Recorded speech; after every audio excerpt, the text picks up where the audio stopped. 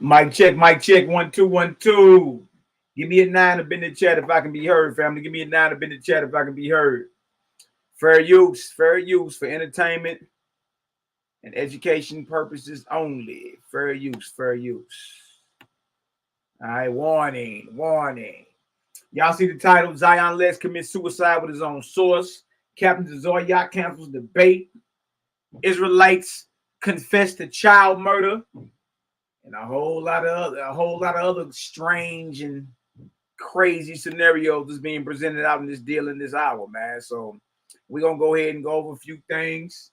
The brother's been outside for real, debating and sitting in hot seats, and it's been shown time and time again where it's at. For y'all that don't know, our brother SHALOM had a debate with Zion Lex last Saturday. I saw it. I'm waiting on Sinetta to air it back out so I can go ahead and do a commentary on it and slow it down. That way it'd be even more evident. You know what I mean? Yeah, man, it was a slaughter. It got real bloody up in there. C-Lot destroyed that boy Zion Lex.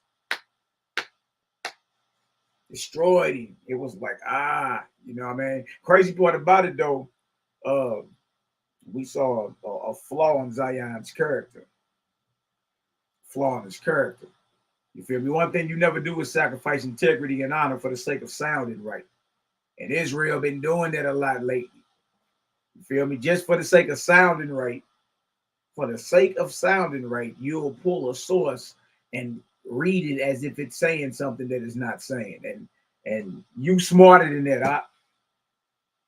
You smarter than that. You know better. You feel me? But I've noticed that. I've noticed that in dealing with our people. You feel me? And that's ego involved right there. Anytime you're lied just to sound right, come on, you better than that. There's nothing wrong with saying, you know what, that's a good one. Or you know what, I don't know, I ain't never tripped off that. You feel me? It's okay not to know. But when you walk around here like you know what I mean, you the top scholar and all that, bro, listen to me. You got handled the other day, bro. You looked real bad. You know what I mean? You look real bad out there, man. And again, you're better than that. You feel me? For one, you shouldn't even took that debate. You know better. You're not supposed to deal with anything. You're not supposed to rebuke anything until you understand the whole matter. I tell you that in the Proverbs. And off your own lips, you only gave it 4 days. You ain't read through a waspy in 4 days, boys. You crazy. Stop that. Stop that. So the whole point of you taking the debate, ego was involved. A real one would have been like, man, I don't know nothing about that. I got to study that first. Just like you studied Kemet. You studied Kemet first, didn't you? A waspy's too vast for anybody not to know anything about it and then try to take a debate in 4 days. Boy, you got to have it. It's not, and look, no excuses because you shouldn't have got your ass in the ring. But tonight we're going to show, since Saw is delaying putting this footage out, and I want to know what's really going on with that. You know what I mean? I want to know what's going on with that. Why is you delaying putting this footage out?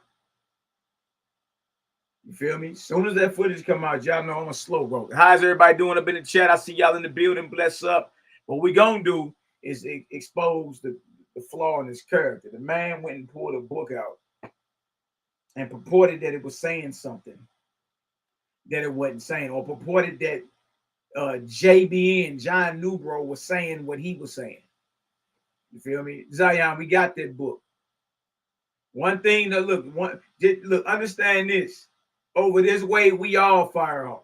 So whatever source you think you got, we already got it and done ready. It's the same with Naphtali. She tried the same thing. I got a book. It has a map, and it said 6,000 years. We got that book. Don't say nothing about no 6,000 years. So what you have are Israelites, reputable Israelites at that, y'all. People who are touted, who have touted themselves or being touted by others as scholars, sacrificing their integrity and honor just to sound right. It's all right if you never heard of this fighting style. It's all right you never heard of what we bringing out. It's okay not to know. You understand? It's okay. At least you keep your honor. At least you keep your integrity. But when you start lying, and you see your boy Captain Tazaryach, he's a smart man. Tazaryach said, man, I don't know nothing about that, man. I'm out of his. I'm out of here. You dig? So, yeah. Y'all see the title, Love and Light to Everyone in the Building. Abundant favor in the name of the ever-present creator. Y'all already know what time it is. Zion Lex commits suicide with his own source. Captain Tazaryach cancels debate, and reputable Israelites confess to child murder. That and a whole lot more coming up. Y'all stay tuned. Let me go ahead and present this real quick. Then we're going to get into it. Y'all like, y'all subscribe, y'all share. Y'all go over to Creative Gang TV and like, subscribe, share over there. We building it up over that way. All right. Let me bring out the appetizer first. Love and light, family. Love and light. Favor in the ever-present creator. I salute you all. This is from this right here is from History Valley's YouTube channel. Jacob Berman and them. All right, the name of the video is called El and Yahweh, the two gods of Israel. No, we're not going to watch the whole thing. This deal is almost an hour long. I'm going to let it play for a little taste. Dig, and then we're going to come on in and get her done. All right, let's work. Podcast. Today, I'm joined by Edward Dodge, and he is the author of A History of the Goddess, From the Ice Age to the Bible. Link to purchase this book in the description. In today's topic, we're talking about El and Yahweh, the two gods of Israel. Yahweh and El were originally two separate gods, and several scholars have acknowledged this fact for a very long time. Although some try to make arguments that they were the same God regardless of the fact that there is evidence showing otherwise, many scholars are recognizing, and others are coming to the conclusion as well, that they must have been originally two separate gods. So, Ed Dodge, it's been a long time since you've been on the show. Welcome back, and can you tell us a bit about El and Yahweh and their origins and their being originally two separate gods? Yeah, Jacob, hey, it's great to be back. It's great to be with you. I've taken a little bit of a break from podcasting, so this is my first show back in a little while, but it's great to be here. It's always good to talk to you. So El and Yahweh is two separate gods. It really comes back to the just the basic principle that the Israelites were polytheistic prior to becoming monotheistic. They were a pagan people for a very long time, just like everybody else in the Near East.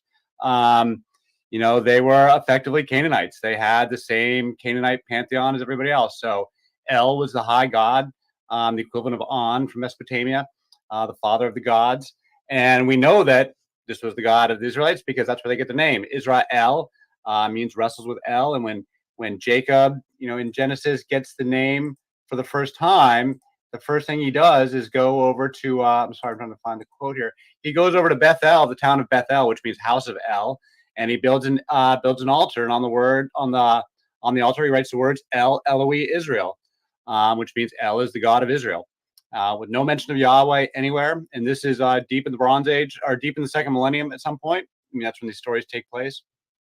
And there's we have lots of evidence of El. El is a very well-known, well-documented God from across the Near East. Like I said, the same as On from Mesopotamia. He's the high god above the pantheon, the father of all the gods. And his wife is the mother goddess, is Asherah. That's his mate. That's his spouse. And their son Baal was the king of the gods, just like the Canaanite Zeus, basically, or the Canaanite Marduk. So El, according to various traditions, including the Bible, it says El has 70 sons, or El and Asherah together have 70 sons. And those various sons, the way I see it, are the various kings of the gods in the various communities. So Marduk is one of them in Babylon, and Ashur is another one over in Assyria. Yahweh is one of the many sons of El. Baal is one of the many sons of El. For the Greeks, they describe Kronos as being the equivalent of El, and so Zeus is another one in this line. Indra over in India. So there's a bunch of them, and you can see this pattern repeating over and over again. But El still stays the same. He's always the same guy. He's very distant, and he's very ancient. And he's been around forever. Yahweh does not appear on the scene until much, much later. I mean, El is around the entire second millennium, and he's worshipped all across the Canaanites. He's worshipped by the Hyksos. There's like no disputing El's presence in the second millennium BC. Yahweh is nowhere to be seen. I mean, he probably is, in fact, a minor tribal god somewhere. There's various obscure references to that maybe Yahweh during the second millennium. But basically, he doesn't appear. He doesn't even appear in the biblical narrative until Moses. Keep in mind, all the stories we read were written as we read it today. When you read about Abraham talking to Yahweh, it's because the stories we read are written by Yahweh centuries later, where they take the old stories and retroject Yahweh back into them earlier in the historical timeline when he actually would have been there. So when you have Abraham talking to Yahweh in the stories, that's a story written by the followers of Yahweh. But the historical Abraham, such as it were, if there was a historical Abraham back in around, the time of Hammurabi, 1800 BC is when Abraham would sort of fit on the historical timeline. There's no Yahweh back then. So Yahweh in the biblical narrative comes to Moses at the burning bush during the Exodus, and that's when Yahweh appears on the scene. And the way I see it, this is around 1200 BC, 1250 BC, depending on when you want to date the Exodus. And this is the Bronze Age collapse. This is when Egyptian power is falling apart, when all the powers of the Near East are collapsing, and we enter into a 300-year dark age from basically 1200 BC to 900 BC, when the Mycenaean Greeks collapse, the Hittites in Turkey collapse, all the different cultures. The Assyrians withdraw all the way back to Assyria. The Egyptians are forced to withdraw out of Canaan because they had been controlling Canaan for 400 years up until that point. But this is when Egyptian power, after a series of wars with the Sea Peoples, they are forced to withdraw from Canaan. And this is the point when all the Israelites, not just the Israelites, but this is when the Sea Peoples settle in the Gaza Strip as the Philistines. This is when the Edomites and the Moabites, the kingdom of Edom, the kingdom of Moab, the kingdom of Judah, kingdom of Israel, they all appear on the scene at the same time around 1175 BC, the way in my reckoning, after the second big war with the Sea Peoples. The second big Egyptian war with the Sea Peoples that weakens Egypt enough that causes them to lose control of Canaan.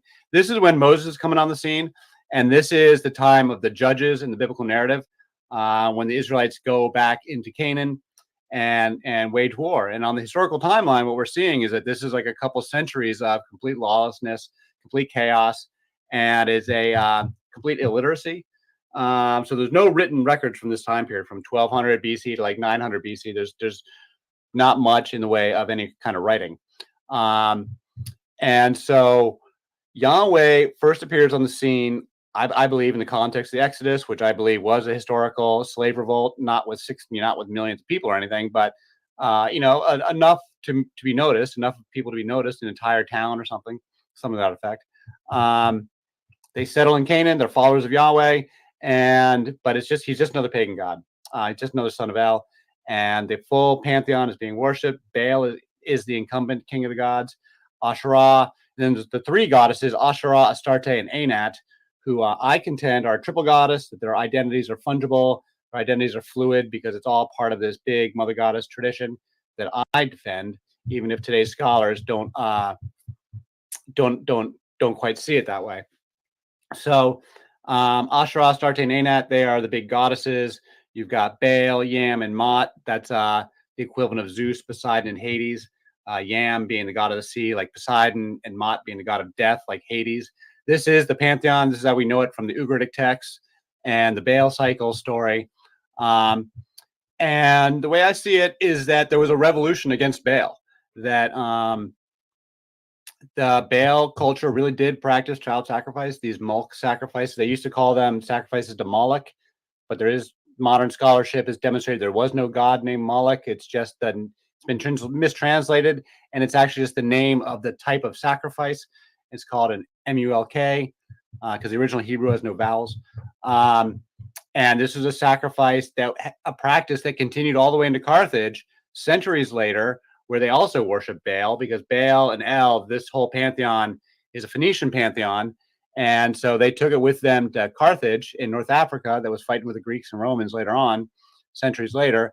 They're worshiping Baal, they're worshiping El, and they are doing these same child sacrifices of the Molech sacrifice. And the Greeks and Romans write about it in with the same disgust and contempt as the biblical writers write about it, that they were completely thought that these traditions were quite horrific, and they thought the Phoenicians were pretty gross. So I believe that there was a revolution against Baal, and that it begins only after the establishment of kingship. So you got, like I said, 1200 to 900 BC is the Bronze Age collapse. King David took Jerusalem as a historical event around 1000 BC, 1004, 1006, somewhere in there. Now, scholars will debate whether King David actually existed, but I don't think there's any debate that the Israelites took Jerusalem at this time. And they had a temple there, presumably, whether it already existed or, David and Solomon built it, a temple in the Phoenician style, because they say themselves in the Bible that they are friends of the Phoenicians. So King Solomon is definitely not a monotheist. He is very clearly a pagan, worshiping Yahweh in the pagan manner and worshiping all the goddesses, because the biblical writers are incredibly critical of him for doing so. So here we see, and then the golden calf is also important, because the golden calf is that they destroy after Mount Sinai with Moses. And then again, the golden calf was still there the entire time. Then that is a symbol of these old traditions of El. El is the bull of heaven. That's one of his titles. The bull and cattle are a symbol of the men and the male principle, the male fertility principle, if you will, in these old Neolithic religions. And so you see cattle worship going all the way back to Tazaryach and earlier, and it kind of represents the male principle. And so the golden calf is this old tradition of El. And so again, there's one in the town of Bethel. And the biblical writers call it Jacob's sin, that they were continuing to worship El. But yeah, they had these old practices, these old pagan practices where the mother goddesses are super strong. So it's got all the sex rituals. The drug and sex rituals are going strong in that era. And there is a revolution against it. So I believe that the revolution kicks in. Historically, it kicks in after kingship. So after King Solomon, after his son Rehoboam, who is also clearly a pagan, the northern kingdom of Israel gets formed. It was pagan its entire history. The biblical writers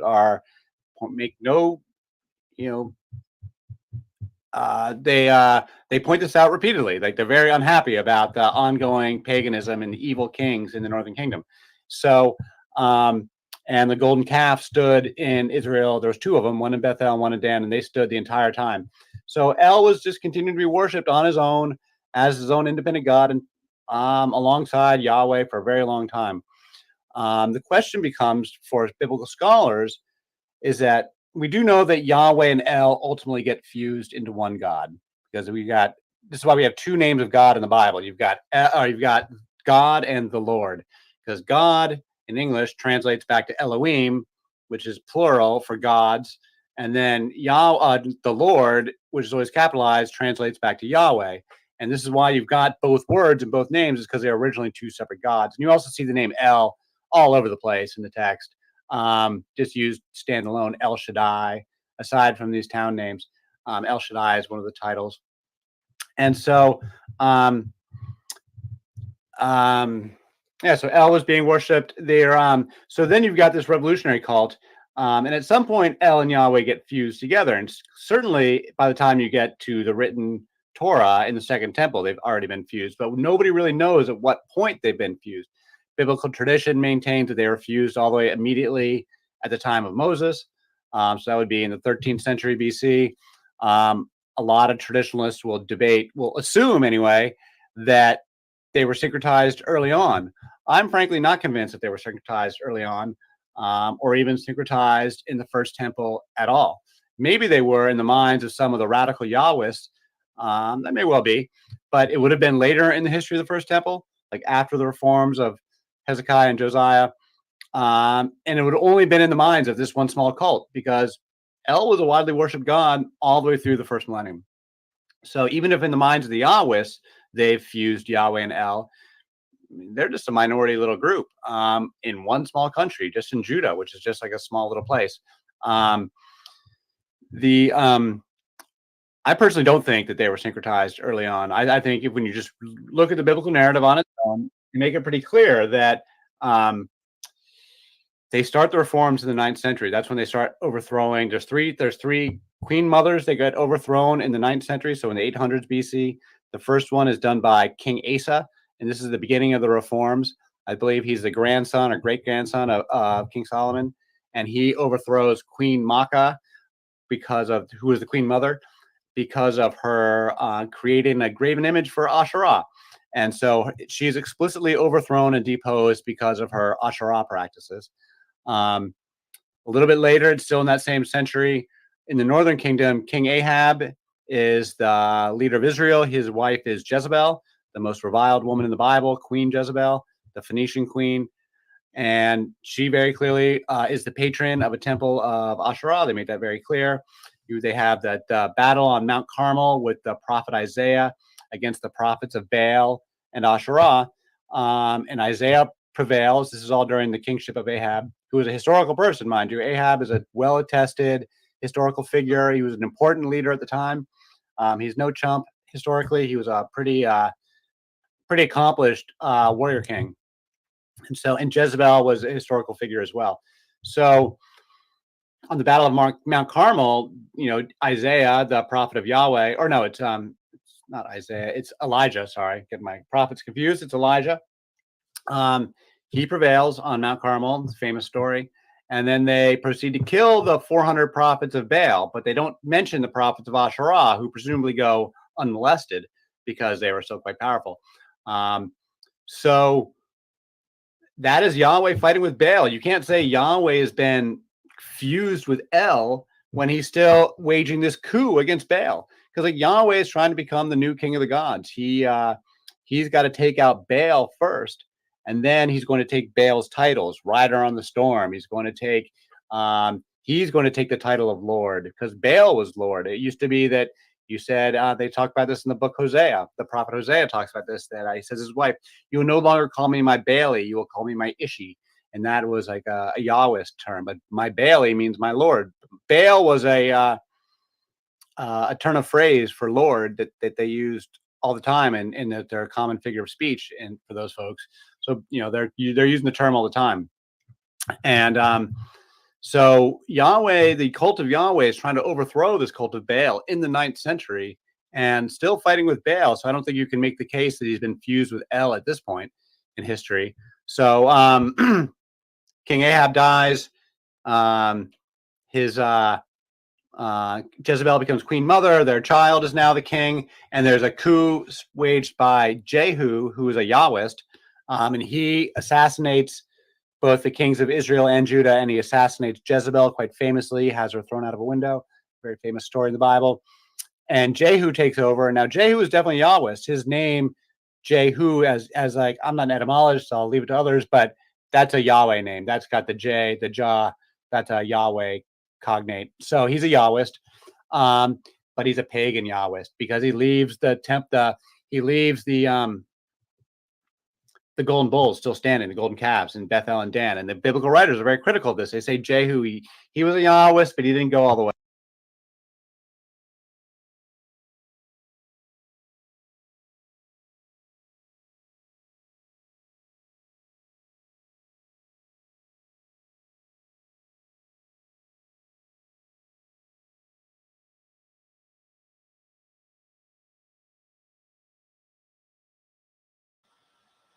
Oh wait. Yeah. So I want to go ahead and bring that on real quick and just show that History Valley put that out earlier.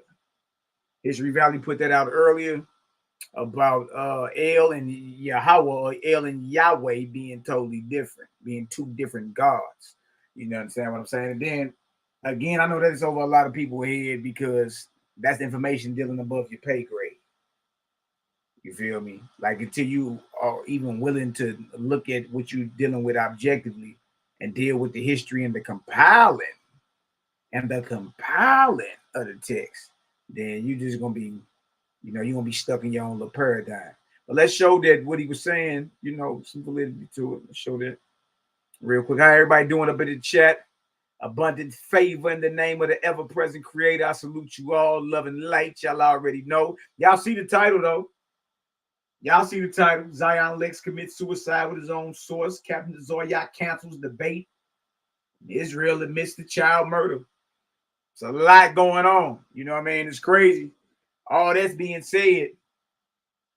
And all we can hear is the white man or the heathen or whatever you saying. Why you ain't addressing the fact that all these niggas talking about killing their children if their God told them to?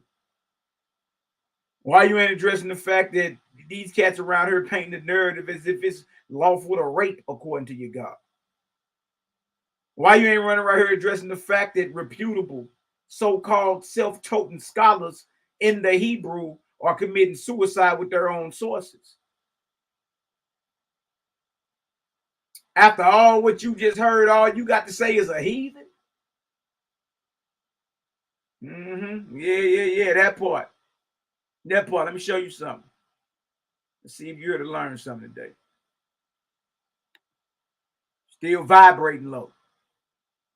Right? You ain't dealing with no spiritual text and no language that the white man ain't touched, including your Bible. Where you at with that?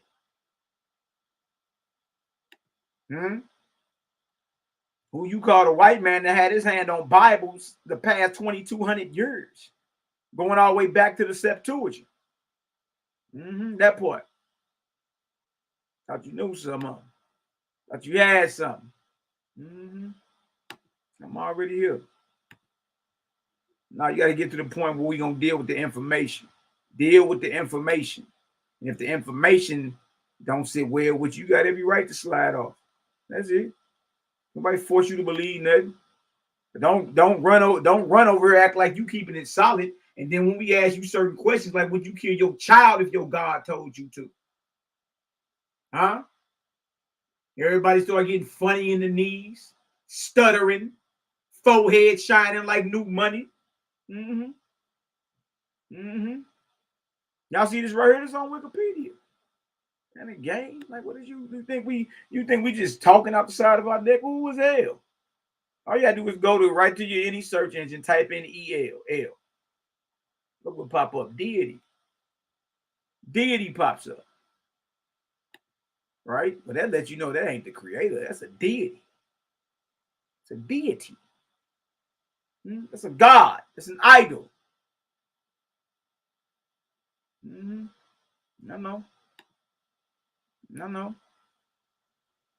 L over here. Let's go, man. Did somebody put a Chinese mustache and a goatee on this nigga? Dang, L.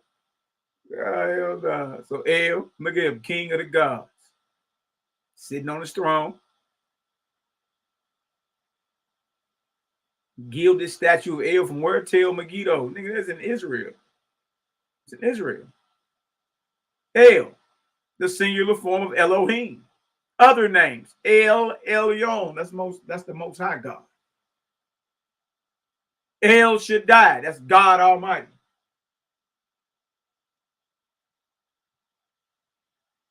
Adon Lean. I know Adon is master. I don't know what lean is. Plural something. Mount Leil. The symbol of El is the bull. Oh, not the bull. Not the bull. So the video we just watched, guess what's backing the video up? See, what we was looking at is scholarly. This ain't lick your finger scholarship. We keep telling y'all that. This ain't lick your finger scholarship. We well studied and well prepared.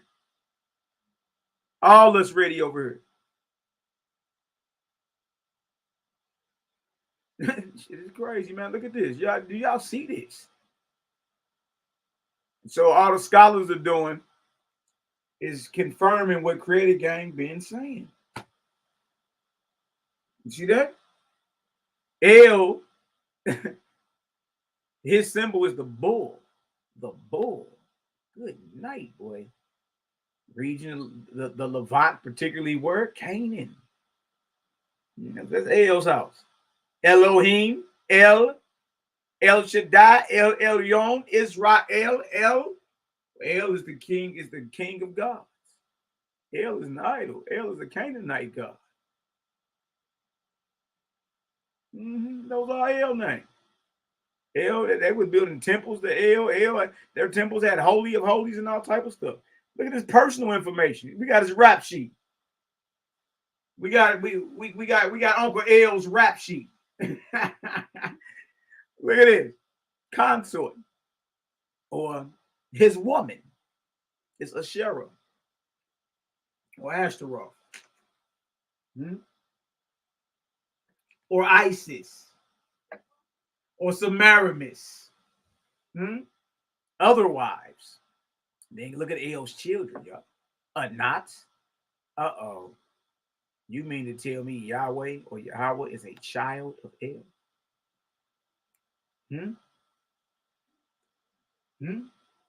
Ashtar, Baal, they're Uncle Baal right there. So Yahweh and Baal is brothers, and El is the pappy, and Isis or Asherah is the mama. Good night, boy. El has 70 sons total. His Syrian equivalent is Dagon. You know what they dealing over there with the Philistine. To this day, the Pope rocked a hat dedicated to Dagon. His Mesopotamian equivalent is Anu and Enlil. Oh, not the Anunnaki. Not the, as you mean to tell me El is Dagon, El's Anu, or Komarbi. Look at that. You run around thinking that what y'all saying is all. You really got to get into what you're looking at. You really got to get into what you're looking at to understand what's really being said around here. To understand what's being done and said around here.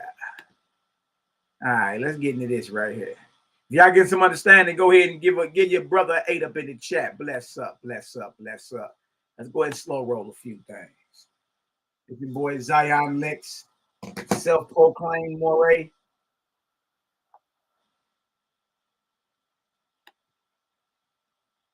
Moray is Hebrew for teacher. Don't forget that. Don't forget that.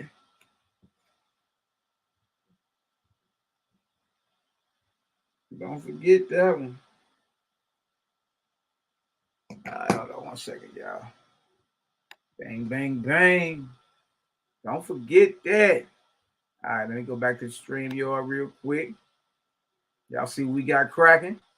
All right, we got 8s all up in the chat. All right, let me share my screen real quick. I see Sila in the building. Shout out to the God, Sila Shalom. Bless up. Y'all go like, subscribe, share. Sila Shalom TV. Good brother right there, man. Brother be coming out with a lot of powerful information. Believe that, know that. I keep my boy Yazo in the building. Yazo on the go, my brother. Good to see you, bro. Bless up, bless up. Daryl Cosmine, that's the next brother up for the debate. He got an upcoming debate October the 14th against Ghana Stepper. Another slaughter is coming. Y'all already know, man. We outside. And everybody in the chat, y'all go like, subscribe, share, support one another. I see my brother Eliyahu in the building, the spirited one. All right, let me present this real quick. That nigga ain't teaching nothing but yeah, it's crazy, y'all. So the crazy part is the man lied. Like, I'm starting to see all them run out here and lie. I'm finna show it to y'all right now. Right now. And don't worry about it when that debate, if that debate come out, you better believe I'm a slow roll and I'm gonna show y'all. But all I got to show y'all today is the after debate party or show. All right. Show y'all this real quick. So y'all can see. Somebody better tell these young boys that I do's this. Jalan in the building. Bless up, fam. My brother Jalan right there. All right. Watch this, y'all. Let's go ahead and get this cracking. That debate, they're going to see that was an easy landslide. Because the name of the debate was, which book is better? I spent all my time in the book. He spent half his time outside the book. Facts. I saw the debate. You can't get that off on me. See, all this emotional rhetoric dealing over that way, dealing with these cats is claiming Zion won. Nobody that'll keep it solid if they understand what the topic was. Which one is better for our people? The only way to show which one is better for the people is to go into the text. Zion barely went into the Bible. I don't think he pulled out 5 Bible verses. He barely went into Torah. Hardly. You see? So just on that alone, he wasn't on topic. You're not in your book proving it's more beneficial to the people over what this brother is doing. Even if you don't agree with Selah. He was the only one on topic. You know what I mean? He was the only one on topic. But Elohim, keep yourself down and get the hell up out my chat. Nobody getting paid nothing. If you want to learn, stay here and learn. If not, exit up out of here. I got snipers on the roof. Keep your little personal sly remarks to yourself. Smell your own breath. All these superstitious niggas running around here killing their children, and you got the nerve to twist your lips talking about we getting paid to push what we pushing. Still ain't addressing what it is. Selah was the only one on topic. He went in a waspy and proved what it was.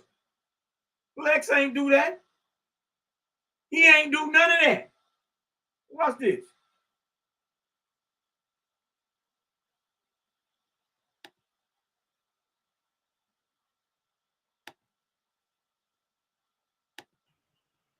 That's what y'all forgetting, the topic of the debate, which book is better. So you have to go inside the book to prove it. And when Isn't that true? Don't you got to go inside the book to prove it? That's the topic of the debate. The Torah versus Waspi, which one is better for our people? So you got to go into your book and prove. The longer you play around outside of your text, the longer you're off topic.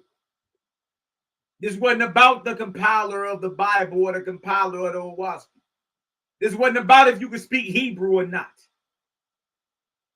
This was strictly about which information, which book holds better information for our people today. And anybody that's real that watched that knows Zion barely even went into the Bible. Wait. When you cross-compare who was inside the book the most, you're going to see that I was. You're going to see that I exposed his God as being false. See, I couldn't. I exposed God as being false. See, all that's irrelevant when you get to talking skin color and who you think wrote what and all that. All that's irrelevant when we put the God on the table. Because the Hebrew and all that the Hebrew or Greek don't change the behavior of the God or the people devoted to the God. Huh? Character is key. Who you really worship in Israel. Watch this. I exposed that his God commanded the genocide of 45,000 of his own people. Facts. When you get into Judges, chapter 18 through chapter 20. The children of Benjamin versus the children of Israel. And they praying, Israel is praying to the most, what shall we do? Their Lord say, go to war. Make a sacrifice, go to war. They make a sacrifice, go to war and get killed. Get their ass handed to them. After the God told them go. After he commanded sacrifice, they do it again. They go out there and get killed again. And in 2 or 3 days time, y'all, it was 45,000 Israelites were put down under the command of the God of Israel. And you talking about who wrote what? See, we're going to keep it real first. We're not about to play with you. We're not about to play the little low vibratory game of skin color as if you Negroes been reading textbooks from Bantu Negroes from the Congo. Most y'all ain't even read the preface of the Holy Bible. Most y'all ain't even read the letter of or from the translators to the common reader. In the beginning of the 1611 King James Bible, you ain't reading for real. Watch this. Delegated by God in 3 days. not the Canaanites, not the Hamites, but his God genocided his own chosen people in 3 days. Caught 45,000. That don't supersede nothing you talking about. Your God is Satan. Now listen to what Selah's saying. We run around here talking about the white man that did this, and whoever them put or killed anybody, the hell with them. Whoever done harmed any children or raped any women, the hell with them. But trip off how low we are.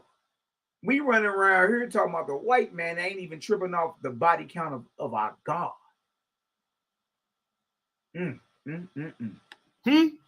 That's why I used the pictures of the IUIC and the ISUPK to show you that if this was in real time, this is how it would look. Brother killing brother, delegated by your God. So anything you bring out about John Newbro does not even compare to the genocidal act of what your God has done to your own people. All right, so when people see this debate, it's going to be an easy landslide. He lost this hands down. Facts. And look, if you ain't seen it, you ain't even. I seen it. It was a 30 ball, 3-0 landslide. Lex was cut. Why he kept skinning teeth, like you see him over in the right hand corner. That's called skinning teeth. He's skinning teeth right there. That boy cut. Watch this. He got 30, and y'all gonna see it for yourself. He spent more time slandering and being biased. The nigga called me nigga about 1 million times. Hey, just like that boy, that gravel pit mouth, that gravel mouth, Precepticon nigga, bro. Man, that nigga he called me a nigga about 1,000 times, bro. You dig? And they still gave this boy the big. I'm like, what? Man, crazy, man. That's because you called me nigga, brother. Somebody in the chat said it. He was out of character. You called me nigga, brother. I'm talking. I ain't interrupt. But you called me nigga. I ain't interrupt you. When I exposed his God in that second round, that's when it all began. Because I left him with no legs to stand on. Because you're talking about your God and his laws. But if your God is not following his own laws and his people is not following his own laws, that makes the laws null and void. It has no power. So don't talk to me about no laws when your God got his own people breaking his own laws orchestrated by your God. And Jehovah is not a God. He's not the same God of the Bible. I showed and proved that he is described as the ever-present. All right, Zion. All right, so let me just say this. Number one, I exposed that the brother doesn't even know his own Bible. Within 4 days' notice of getting the book, Look at him. Here you go, lying again. I watched the debate. You didn't expose that Selah don't know his own book. He was the only one in his book. You wasn't in yours. And here comes the excuse, the tap dance. You know, I only took this in 4 days' notice. That's your fault, boy. You shouldn't have got your ass in the ring. You know what I mean? Guppies don't swim with sharks, do they? Right? This ain't your lane. So the only reason you caught fire because Selah out there trailblazing, boy. Stay out of his way. Tazaryach was smart. He was like, oh, no, I'm cool. Yeah, I got something to do. I bet you do. Smart man, you ain't studied it. You don't know what it says. You see that? The fact that you ran out there in 4 days notice, I can took that. For one, you're trying to bring up an excuse because you know you got your ass handed to you. Two, it shows you operating up under what we call ego or self or Satan. Boy, you self-centered like a mug, boy. Who takes a debate on 4 days notice about a topic they don't know nothing about? Don't none of y'all know nothing about what we talking about. See, it's real easy for us to spot who you like, what is propelling you or inspiring you. We already know. You ain't even operating in your right mind. Who in their right mind takes a debate 4 day notice about a topic they don't know nothing about? Only proves what, brother? Boy, you're being propelled by a narcissistic spirit. You're being propelled by a self-centered spirit called Satan. Self. Your beast man. And we want to hear it was only 4 days. You shouldn't have got up in there. You shouldn't even got up in there. In 4 days notice of even knowing the topic, I bought the Osape Bible, read through it, and murdered him in a debate. Everybody who watches it, whether you like me or not, you're going to know he got murdered in a debate. Notice that he still can't even say. Come on, murdered him in the debate. Man, listen, yo, when you look, if Sai heard it, and I have a strong feeling Zion, bro, look, to me, it's real weird this debate ain't posted yet. That's all I'm saying. But you ain't murdered nothing, bro. Yeah, you was better off spitting on the elephant, Jack, to tell you the truth. You probably did more damage spitting on an elephant than what you think you did, bro. That was horrible. And y'all, this supposed to be the top Israelite scholar right here. You out of your league. You out of your league, Jack. Watch this. That John Newborough is a racist, even though I showed in the book that he's a racist. Hold on. See that book he pulled up? See this one thing I've been noticing.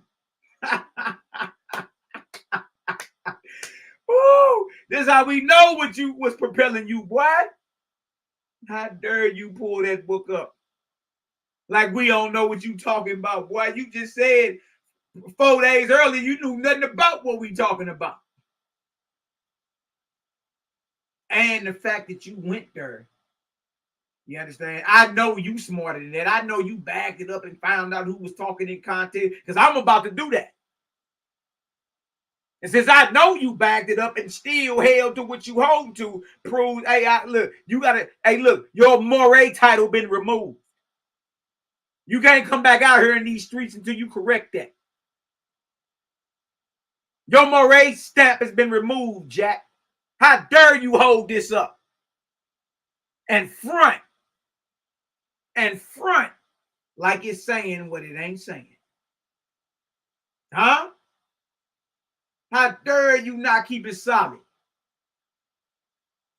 You know how many people was like, yeah, man, I saw Zion tripping, man.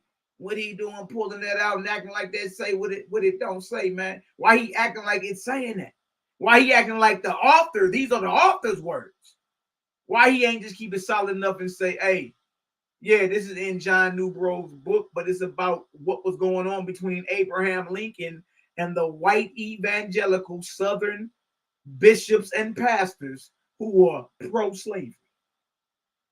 It had nothing to do with his sentiments. He's reporting about an event that went down, 20 years earlier? But you got the nerve to act as if John Newborough, these are his sentiments. These are his words. And I know you know those weren't his words because you too smart not to have to read, started a little bit further up and then read down. Yeah. See, when we slow it down, when we spin the block, it's something totally different. This your man's in there. This good old IDL Ben Levy. This Zion Lex right here. Published author, master of the Ivrit, rolls his reshes, chokes on his K's. This Zion Lex right here. Just gave his life to Jeebus too. Zion Lex. Over here lying. Let's keep listening. Watch this. In the Owaspe Bible, there are several pictorial images of all of God's chosen people. I showed all of the images. They were all white people. Hey, look. The crazy part about it is he won't go read the description of Abraham or Moses in Owaspe or Zarathustra or Yahshua. It tell you these brothers are copper-colored skin with long black beards and black hair. And when it describes the native of Guatemala, which is America, it say he dark skinned like copper, tall, long, coarse hair. Come on, man. All I gotta do is go. Look, it's easy. All you gotta do is get into a WASP and show you the greatness of who you call or what was going on the African continent. But it just don't stop there. It's all over. Showing the creators light all over this earth, man. You see, you being disingenuous because all I gotta do is pull up a picture of who? Charleston Heston. We thought for the longest this was Moses. Look, show y'all something. I'm just gonna type in Moses and hit images. Cats don't be solid with this, man. Like we ain't been, look at tell you in the first Maccabees 3:48 and Job 9:24 about the people in power painting the images of our forefathers in their likeness. They've been doing that since the days of Ptolemy Philadelphus and Alexander the Greek. They've been drawing themselves into our pictures and images, into our history and all that. You feel me? So just be, or we all ain't grow up with Bibles in our grandmama's house with white Jesus on the front. Stop it, man. Stop that. You're not being genuine. Look at this. You know, all these pictures, I just type in Moses. Look what pop up and go to images. Look what come on. These ain't Bantu Negroes from the Congo. But we all know by deductive reasoning, by piercing certain things together, or piecing certain things together, that based off where Moses was, he couldn't have looked like Charleston Heston, right? But that's Charleston Heston right there. Pharaoh was played by Yul Brynner. Dayton was played by Edward G. Robinson. Like we all ain't grow up looking at Charlton Heston as Moses. See, you ain't being solid, right? But what do we say, man? The book says something different. So whatever the images say, we ain't tripping off that. Or whatever the images look like, we ain't tripping off that because the book says something different. You see, we've been doing that dealing with Bible. Why we can't do the same thing? Huh? See, the very thing that you call yourself hating about what we call a WASP, you already guilty of in Bible. Let's keep going. Watch this. Not a single black African nation. Everybody that watched that debate, you saw me show it in the Owaspe Bible. I showed you all of the images that I can still show you now of literally white people inside the Owaspe Bible, and they are regarded as God's chosen people. All throughout the Owaspe Bible, Africans are not represented. Black people are not represented. You heard this boy? I gotta stop him right there. Let me go show y'all something. This boy telling some Africans are not represented. Boy, this is what happens. This is what happens when you take up a debate in 4 days and don't know what the hell you talking about, Zion. Zion Lex. Let me share this with y'all. We're gonna go into that. But watch me holding up. We actually gonna go into it and read it. This is the Lord's 5th book, chapter 3. What he say? It ain't got nothing to do with no Africans. The Africans was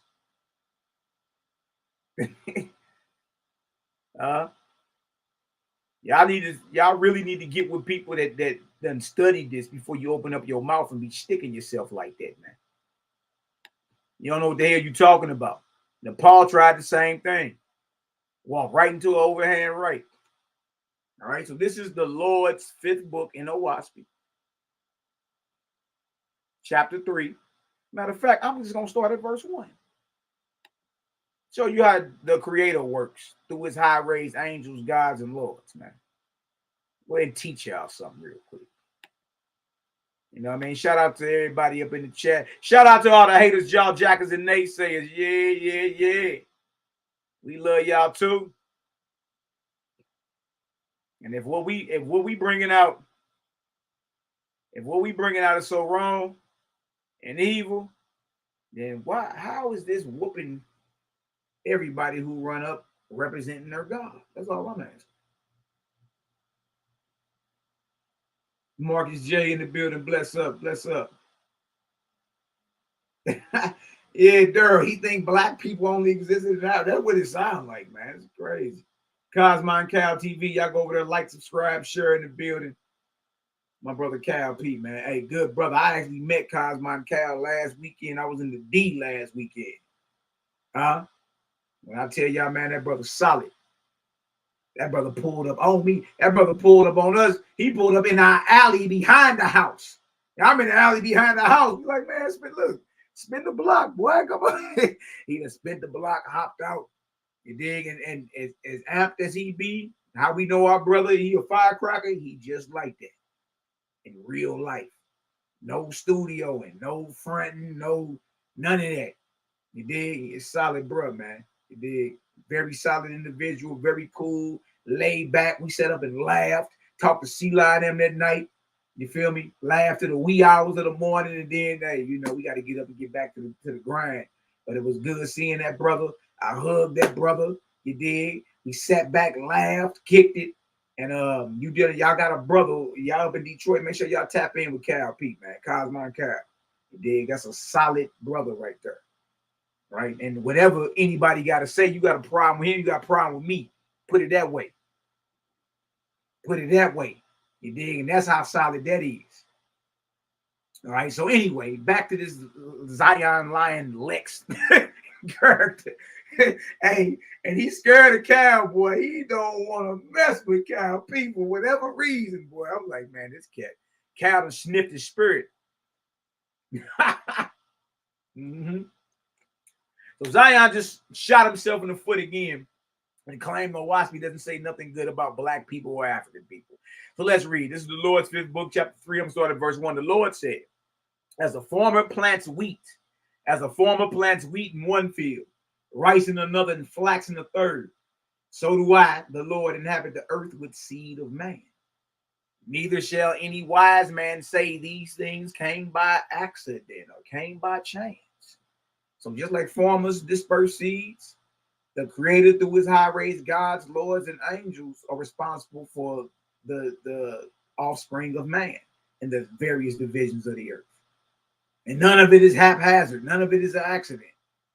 None of it is by chance. Like you being who you are is not an accident. You see, you just read it. It's not by chance. That one people just happened to settle in China or Japheth, and another in India or Vindu, and another in Arabia, Ham, or Africa. Huh?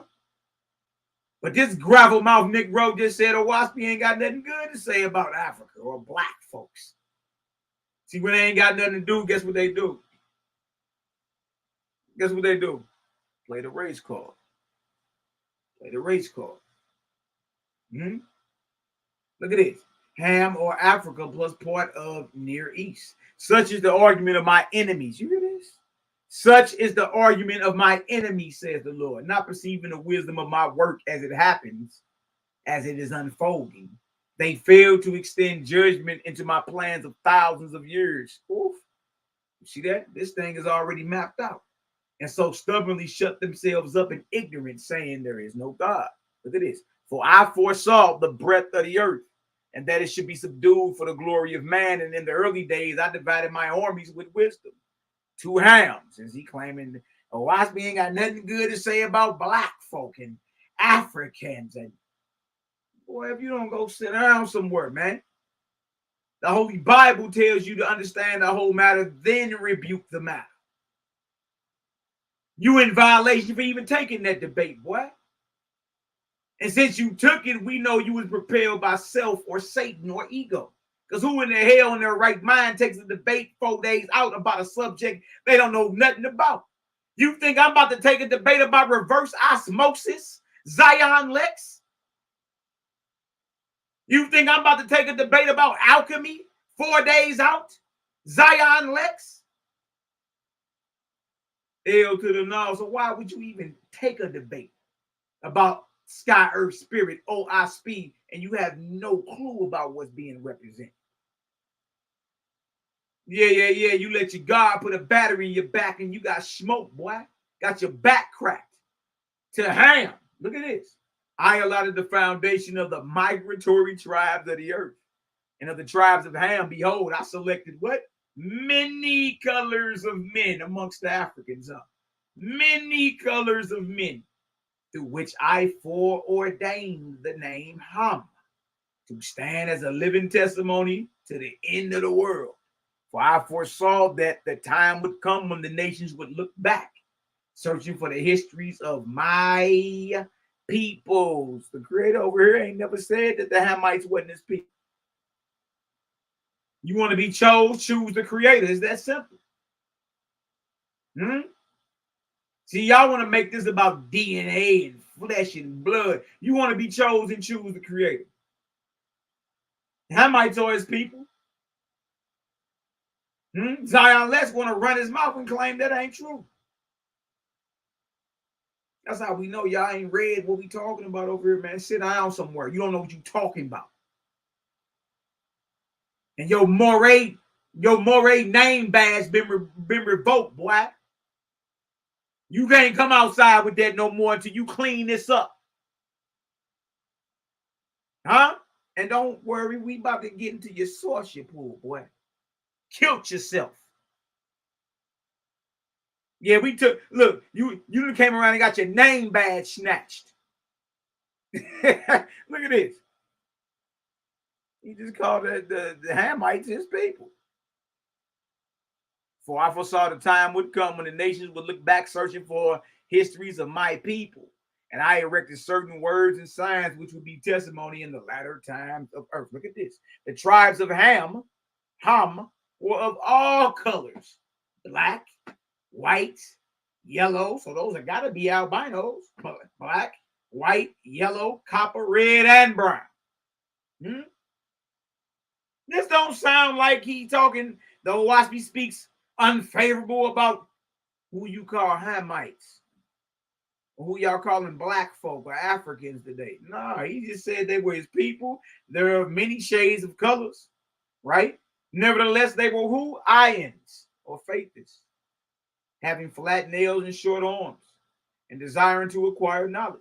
And I brought them to a country of sand fields and with fields of rich pastures interspersed, where lived only a few natives. The dark people with short hair. Neither did I admit even the hair of the head of man without providing testimony of my word. That ain't talking bad about nobody. Cats be lying, man. Lying. You shouldn't have took that debate, boy. You out here looking like a whole mental midget around her.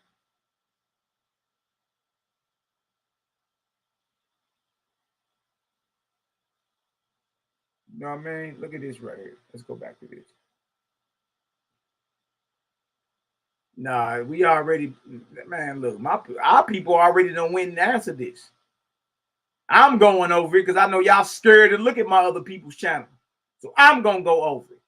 And again, Isaac W., whoever the hell you are, if you don't like it, you can get up out of here too. I got snipers on the roof. Get out of line, you get sniped. That part. Now watch this. Let's go back here. I ain't playing with none of you cats. None of you. Watch this. I ain't never met so many superstitious niggas in my life, man. Further showed you outside of the Oahspe Bible that the author of the Oahspe Bible is a blatant racist that refers to. Y'all see that book he holding up? That book is called The Fall of Fort Sumter.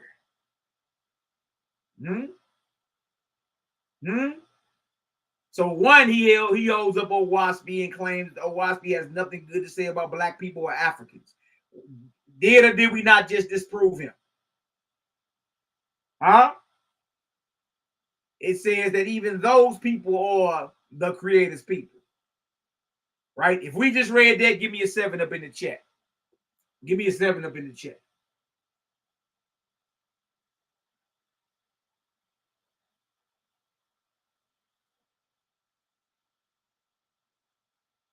Yeah, no doubt. Malaki, are you still my bro? I'm still your bro. Question is, are you mine? Or have you declared yourself mine enemy? Hey, we just showed the man don't know what the hell he's talking about. He holds the book up, y'all. It's fresh out the plastic. The boy's so idiotic. He posts on social media of when the Oahspe first arrived and it was still in plastic, and he like 3 days out from the debate. I'm like, man, this boy about to get cooked. You dig? Because we already know that Satan is self-propelling you to even take that. Nobody in their right mind to take a debate 4 days notice about a subject they don't know nothing about. Tazaryach was a smart man. They did, but that also shows Tazaryach ain't cut like that either. He don't know what he's talking about. And y'all, this the best they got. You know what I mean? It's the best they got. Now look at that book. That's called The Fall of Fort Sumter. Isaac, pay attention. You might learn something. Watch this. Slavery as a divine institution.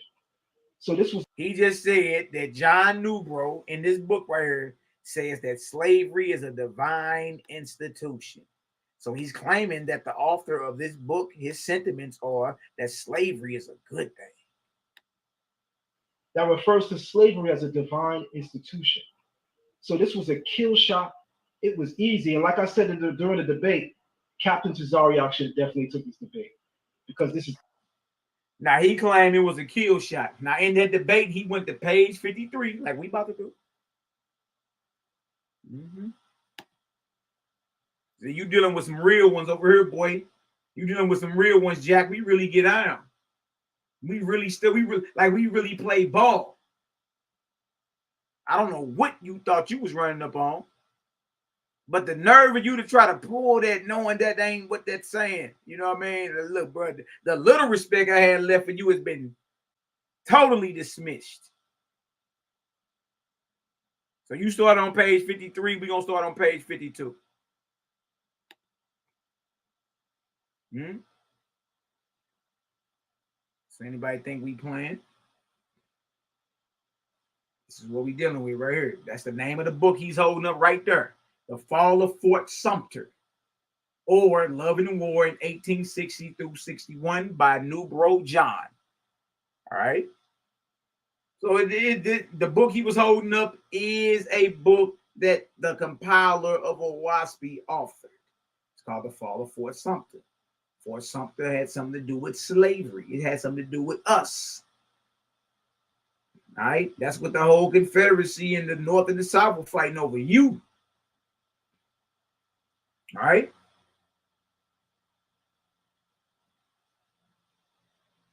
Now, I'll be trying to tell these cats, man.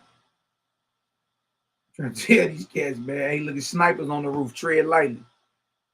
Don't think we playing. All right, so let's scroll on down. I'm gonna start at page 52. All right, let me make sure so y'all can see the page numbers and all that.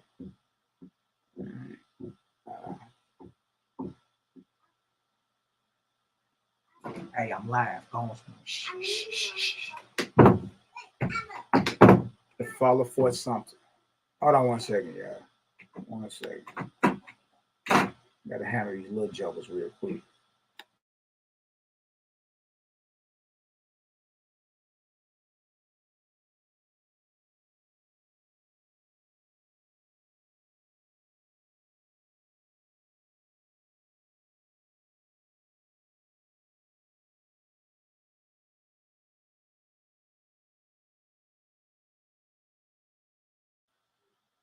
And boy, oh boy, when that debate finally come out, y'all know, I'm gonna slow it all the way down. It's gonna be easy landslide. Y'all be like, dang, that's messed up. And look, this was for real. Like, if this was true, it'd have been a good point for him. It'd have been a good point for him if this was true. You know what I mean? But being it's not true, bro. Come on now. Right? You supposed to be a scholar. You supposed to be somebody that thoroughly researches what you bringing out. The fact that you sacrifice your integrity and honor just to seem right. You know what I mean? Hey, look, you ain't no real one. Cat got his plays waiting. You know, you good. I'm right back at it. I don't know who you think. Look. We rapid fire over here. Easy work. All right, so he was on page 53. I'm going to start at page 52. Y'all, this is about Abraham Lincoln. All right. Who was president in 1861? Come on, man. All right, so this is the bottom of page 52. I'm going to start right here where it says shortly. All right, we're about to read all the way over to where Zion Lex was reading. Y'all tag your boy in this. Tell him, Mally Megaton Light Bomb got him. Got your ass, boy. And I know this y'all little Messiah or whatever. You know, y'all hero, but nah. He a guppy over this way. Guppies don't swim with sharks. Yo, Zion Mally say he a guppy. All right, don't get mad at us. You committed suicide with your own source. Look at this. Shortly after this, we separated. He for his own affairs and I for the mansion. Why arrived in a few minutes. The president, y'all, is Abraham Lincoln. John Newbro is writing about what was going on in the nation's capital concerning the president and the Southern coalition of Baptist white preachers and bishops and all that. He's writing about what was going on with that because the biblical God had a lot to do with the slave enslavement of who you call the Negro and the native or the indigenous or the aboriginal of this land right here. The biblical God had a lot to do with that, right? His devotees were the southern bishops and pastors who said that slavery was a divine institution. Huh? John Newbro is writing about what was going on in Washington, D.C. between the president and the so-called Southern clergy, if you want to call them that. All right, if y'all understand that, give me a 6 up in the chat. Look at this. Well, the president was waiting for me, and I saw at a glance as he arose to shake hands, he was pale and fatigued. Come, said he. Look at this. Come, said he. Page 53. Same page Zion pulled. All right, I'm on the left side. Come, said he. Talking about the president. After we took our seats at the desk, you that are gifted in the use of words and the framing of sentences, see what I have penned this morning. So the president is letting the people in his office with him, like, look, read my speech or read my poetry. Since y'all gifted in the use of words and the framing of sentences, check out what I just did. This is what's going on. And all this is leading up to what Zion was reading in their debate, as if John Newbro was saying that slavery is a divine institution. Look at this. Look at this. See what I have penned this morning. In a lonely hour, perhaps you can set it in a good shape and give it to the country at large, so they will not torment me with their criticisms for my official conduct. So the president is saying, look, I'm about to drop a speech. Y'all might want to look over what I'm about to say. You know what I mean? Because this is about to be for the whole country at large. Huh? Look at this. So I took the paper up and read the following lines. This is what the president wrote in the early hours of the morning that he was about to address the nation with concerning slavery. This is what Abraham Lincoln was saying. Look at this. Look at this. This is easy, man. I can't even believe the man sacrifices honor and integrity like that, man. I can't believe that. And y'all, this is for anybody listening. It's okay not to know. Y'all, if I don't know something about something, I'll be like, man, I don't know nothing about it. Teach me, put me on game by it. But I ain't gonna pump fake with you and deliver you something or wing my answers just to seem in your mind that I'm so smart. Huh? In reality, you ain't no deeper than a water puddle, and you showed that the other night. And then you hurried up and start running to put your narrative out there. I said, look at Zion. He gonna jump out there real. That's how you know who lost. Nigga ran out there real quick and started trying to paint the narrative. Zion Lex rips the heart out of Selah Shalom. I'm like, well, what debate was I watching?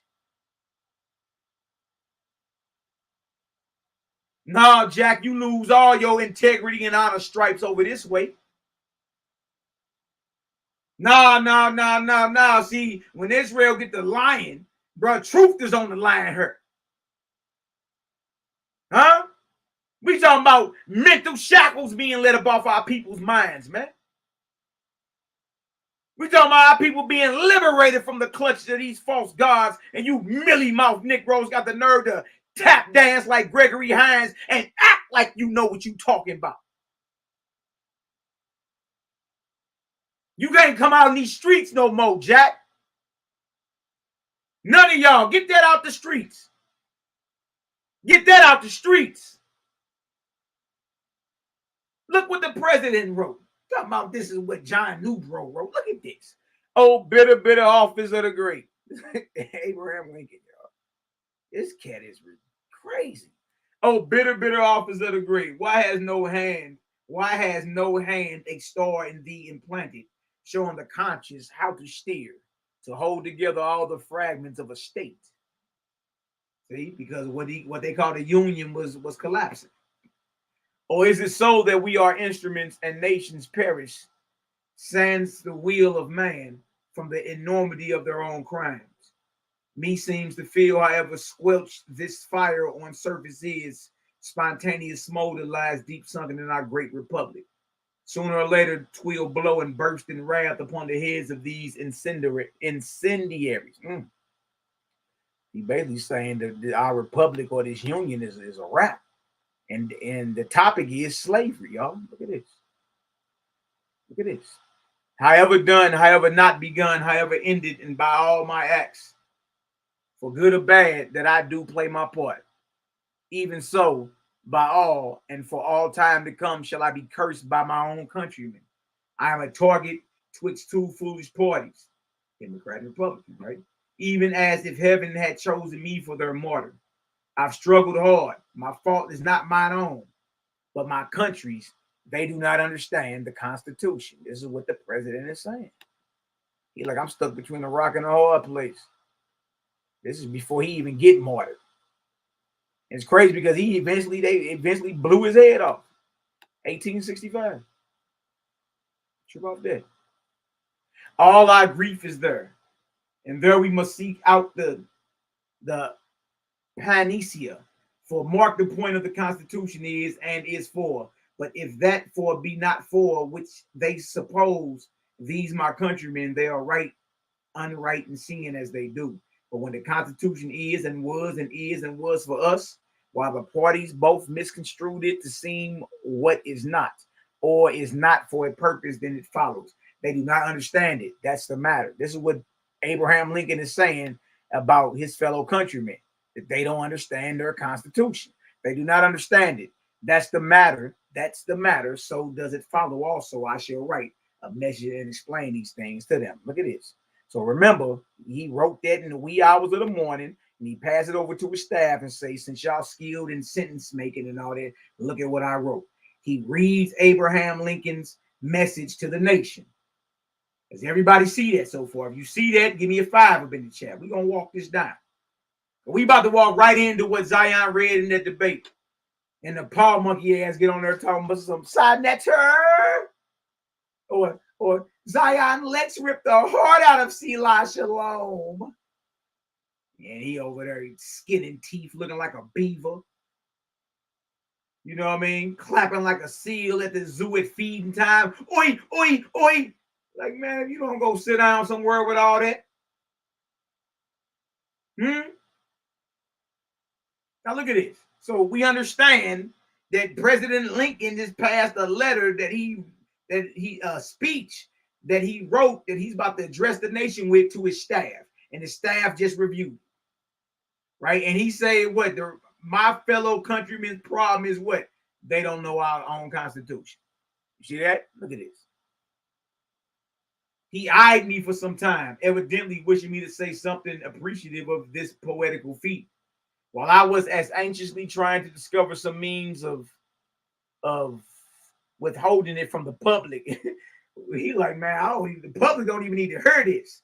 I had no doubt, however, now about the condition of his mind, right? But I knew if I disclosed it to the country at large, it would be a serious misfortune, if not result in the entire destruction of the republic. I told him it was certainly the truth, and but for its arrangement, it should be inserted as a preface or a preface to his forthcoming message. So one of his staff members like, look, he can't say this or the entire United States gonna fall. That show you how thick that slavery was in the earth, boy. The atmosphere was thick. Chop it with an axe, boy. Because that speech we just read from Abraham Lincoln, wasn't that radical about that? He just was like, man, y'all don't know the Constitution. If you did, we wouldn't even be at war. When I thus encouraged him, he started up. I tell you, said he, even yet the country may be saved. This is what Lincoln is saying to his staff. The country may be saved if it will hearken or listen to our counsel. I have here a letter. This is what Lincoln's saying to his staff, y'all. I have here a letter from Bishop Hopkins and here a sermon from Boyden of Hopedale, Virginia. Stop right there. This is the same page Zion Lex pulled, but y'all, it's over to the right. He zoomed in. Let me show you he knew what he was doing. See how this book is set up? So you read the left side first, then you get all the way over to the right. This is what he did. He zoomed in to the right. He zoomed all the way in to the right and then highlighted over there so you couldn't see what was going on over to the left part of it. So by the time you see this,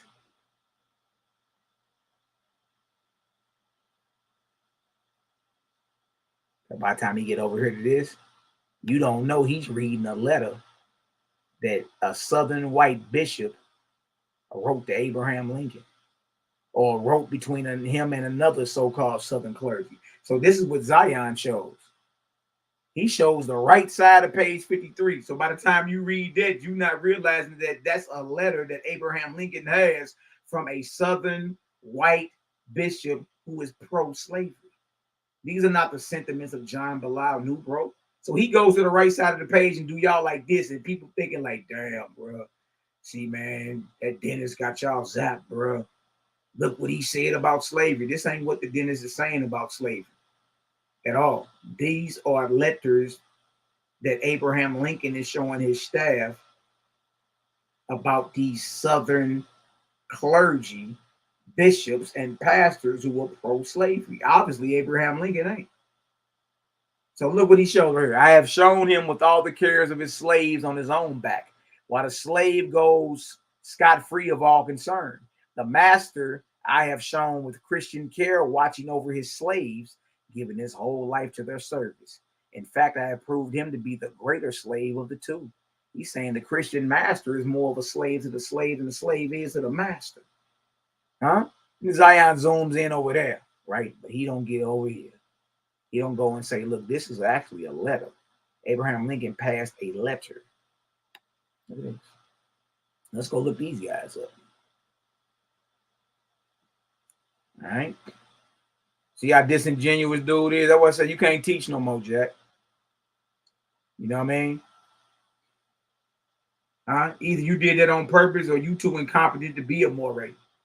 Everybody I know starts backwards and then read on down to get a full context. You ain't do that? Huh? If you did do that, then you would have known. Now, I can't even pull that. I have a letter here. I have a letter from Bishop Hopkins. Let's look him up. And Boyden of Hopedale, Virginia. Look these guys up.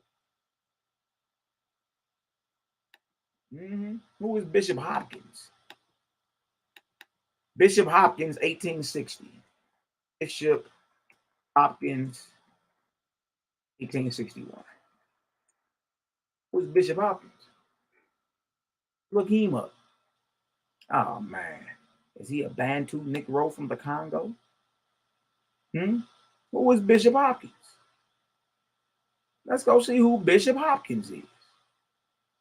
This ain't John. This ain't the author of the book. Man, this is crazy, man. Right here. So y'all think we making this up? In their own words. An introduction, John Henry Hopkins, first Bishop of Vermont. There he is right there. There your boy is. This is the letter that Abraham Lincoln passed to his staff and say, look, I got a letter from this cat right here.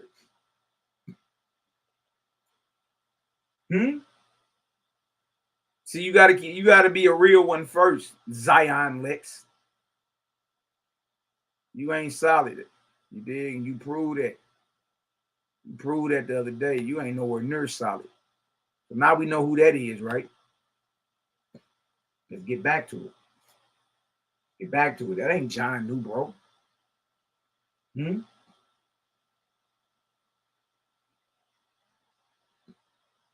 Look at this. I have here a letter from Bishop Hopkins and here a sermon from Boyden of Hopedale, Virginia, on the epidemic of the 19th century, the sympathy for the enslaved. With these and the Constitution, the country must stand. With these and the Constitution, the country must stand. I took the production spoken of and was about to pursue them when in came the two reverend gentlemen authors alluded to. Very cordially, Buchanan received them and gave me, over to the right. So here they come busting in and gave me an introduction. Hopkins, let me just look at Hopkins. Who the hell is Hopkins?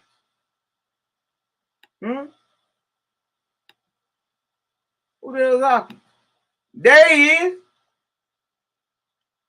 In comes walking Bishop Hopkins. But he's a servant of the biblical God, yo. Let's look at his sentiments. The very Torah-written Bible that Zion Lex is defending. Hopkins at once. I can't believe this cat committed suicide like this, man. You ain't no real one, Jack.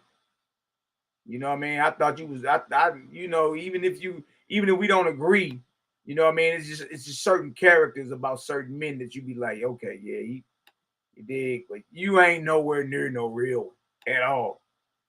You've been exposed to that. Like, come on, you look, you supposed to have too much integrity to even think about doing something like this.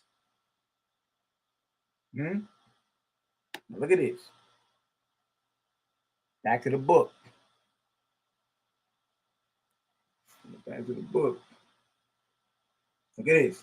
So then we know what Hopkins looked like, right? Look at this. Hopkins at once took up his letter, remarking, "In this will you find all the substance of the dispute. And I have so argued it that I almost persuaded myself black is white." This is what Hopkins is saying. Everything that I'm talking about is in this letter. This is the same letter Abraham Lincoln had that he passed to his staff. Right? Hopkins gets introduced. Hopkins at once took up his letter, remarking, "In this will you find all the substance of the dispute. And I have so argued that I almost persuaded myself black is white." The primeval condition of the black man. This is what Zion was reading and claiming that John Ballou Nubro, the compiler of YHWH's, was saying, y'all. You see how disingenuous this nigga is? Y'all, Hopkins is talking. Huh? Nah, you can't come back outside when none of this hot. Your moray tag has been revoked. This ain't even John Ballou Nubro. These are his sentiments. Hopkins at once took up his letter, remarking, "In this will you find all the substance of the dispute, and I have so argued it that I almost persuaded myself black is white. The primeval condition of the black man, the stigma the Creator put upon him when he slew Abel.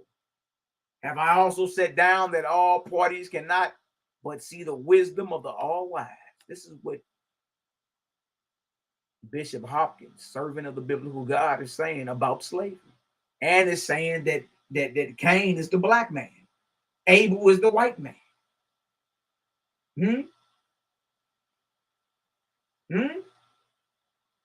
But he got you thinking John Ballou Nubro, the compiler of YHWH's, wrote this, or these are his sentiments. Y'all, this is what he's reading is out of the letter of Bishop Hopkins, the first bishop of Vermont, and his pro-slavery rhetoric. Have I also set down that all parties cannot but see the wisdom of the all-wise ruler of the universe and giving them over into eternal bondage to the white man? Zion Lex read this in the debate against Selah and had everybody thinking that this is what John Nubro is saying about the bondage of the quote-unquote black man, woman, and child of America. Y'all, nothing could be further from the truth. He's reading a letter. This is a letter that Bishop Hopkins wrote. You know what I mean? He wrote this basically showing the world about his pro-slavery rhetoric. Like, he down with it. And he said the all-wise ruler of the universe gave the black man into eternal bondage to the white man. But he got the nerve to say the compiler of YHWH's Bible, these are his words. No, these are the words of Bishop Hopkins.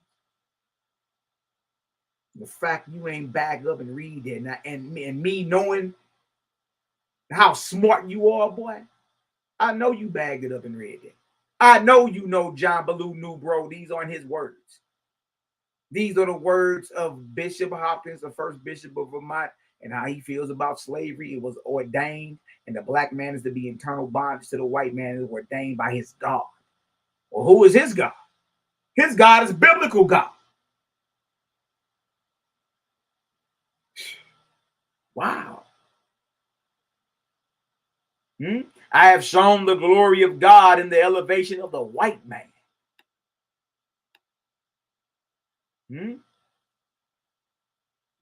Whose triumphs have been the only contribution to civilization, religion, and liberty. I have here pictured this same white man in his glory and ease, seeking out the degenerate African and bringing him over here and teaching him to toil and to behold the beauties of Christian sanity. Christian sanity. So that's biblical God he's talking about. Look at this. Like this is JBN talking. Wow. And you're going to let the people, you're going to skate about her as a moray, as a teacher, and let the students who are learning believe that's what's being said by the author of a WASPI Bible, and this is the words of Bishop Hopkins. And the letter that Abraham Lincoln had. No. You guys can't come outside with none of that no more, man. You can't come outside with it. I have shown how the black man is to be enlightened, how by doing the drudgery of life, he gives the white man time and liberty to ascertain the laws of God. Wow. But this bishop, he toting Bible. The laws of God, he talking about the biblical God. You see how he tried to spin it? And put that over on us? No, Jack. No. He actually talking about the God of the Torah. God of the Bible. That's what he's talking about. In fact, I have so explained the degradation of labor that even the men in the free states must acknowledge the blessing of our divine institution of slavery.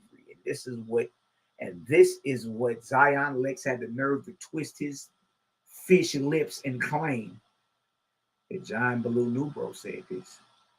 Nah, Jack, this is your boy, Hopkins. And with much pride, the Reverend Father slapped the paper on the desk and pouted his lips as if the argument was finished. Y'all see that? Y'all see that? And all he had to do was back it up and just read down. And guess what he'd have found out? Well, no, I got to, at least even if I disagree with Owaspy, I at least got to be solid and let the people know that that's not John Newbro. That's a letter that Abraham Lincoln had from who? This guy right here. What that he got in his hand? That's a Bible. He's a bishop. He's a devotee of the biblical God. And look at, see? You see that?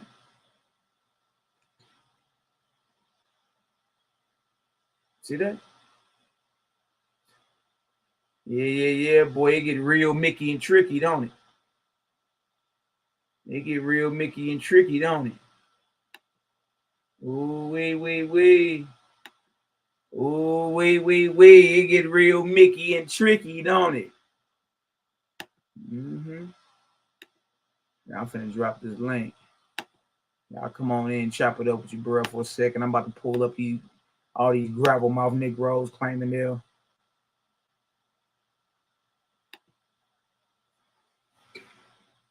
kill their children. That's what I'm finna pull up next. If y'all want to hop on and chop it up real quick with your brother, y'all more than happy or more than welcome to come on with it.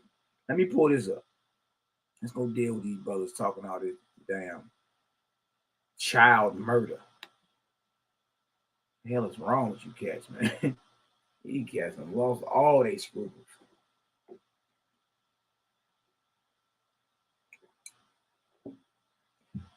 Yes, sir.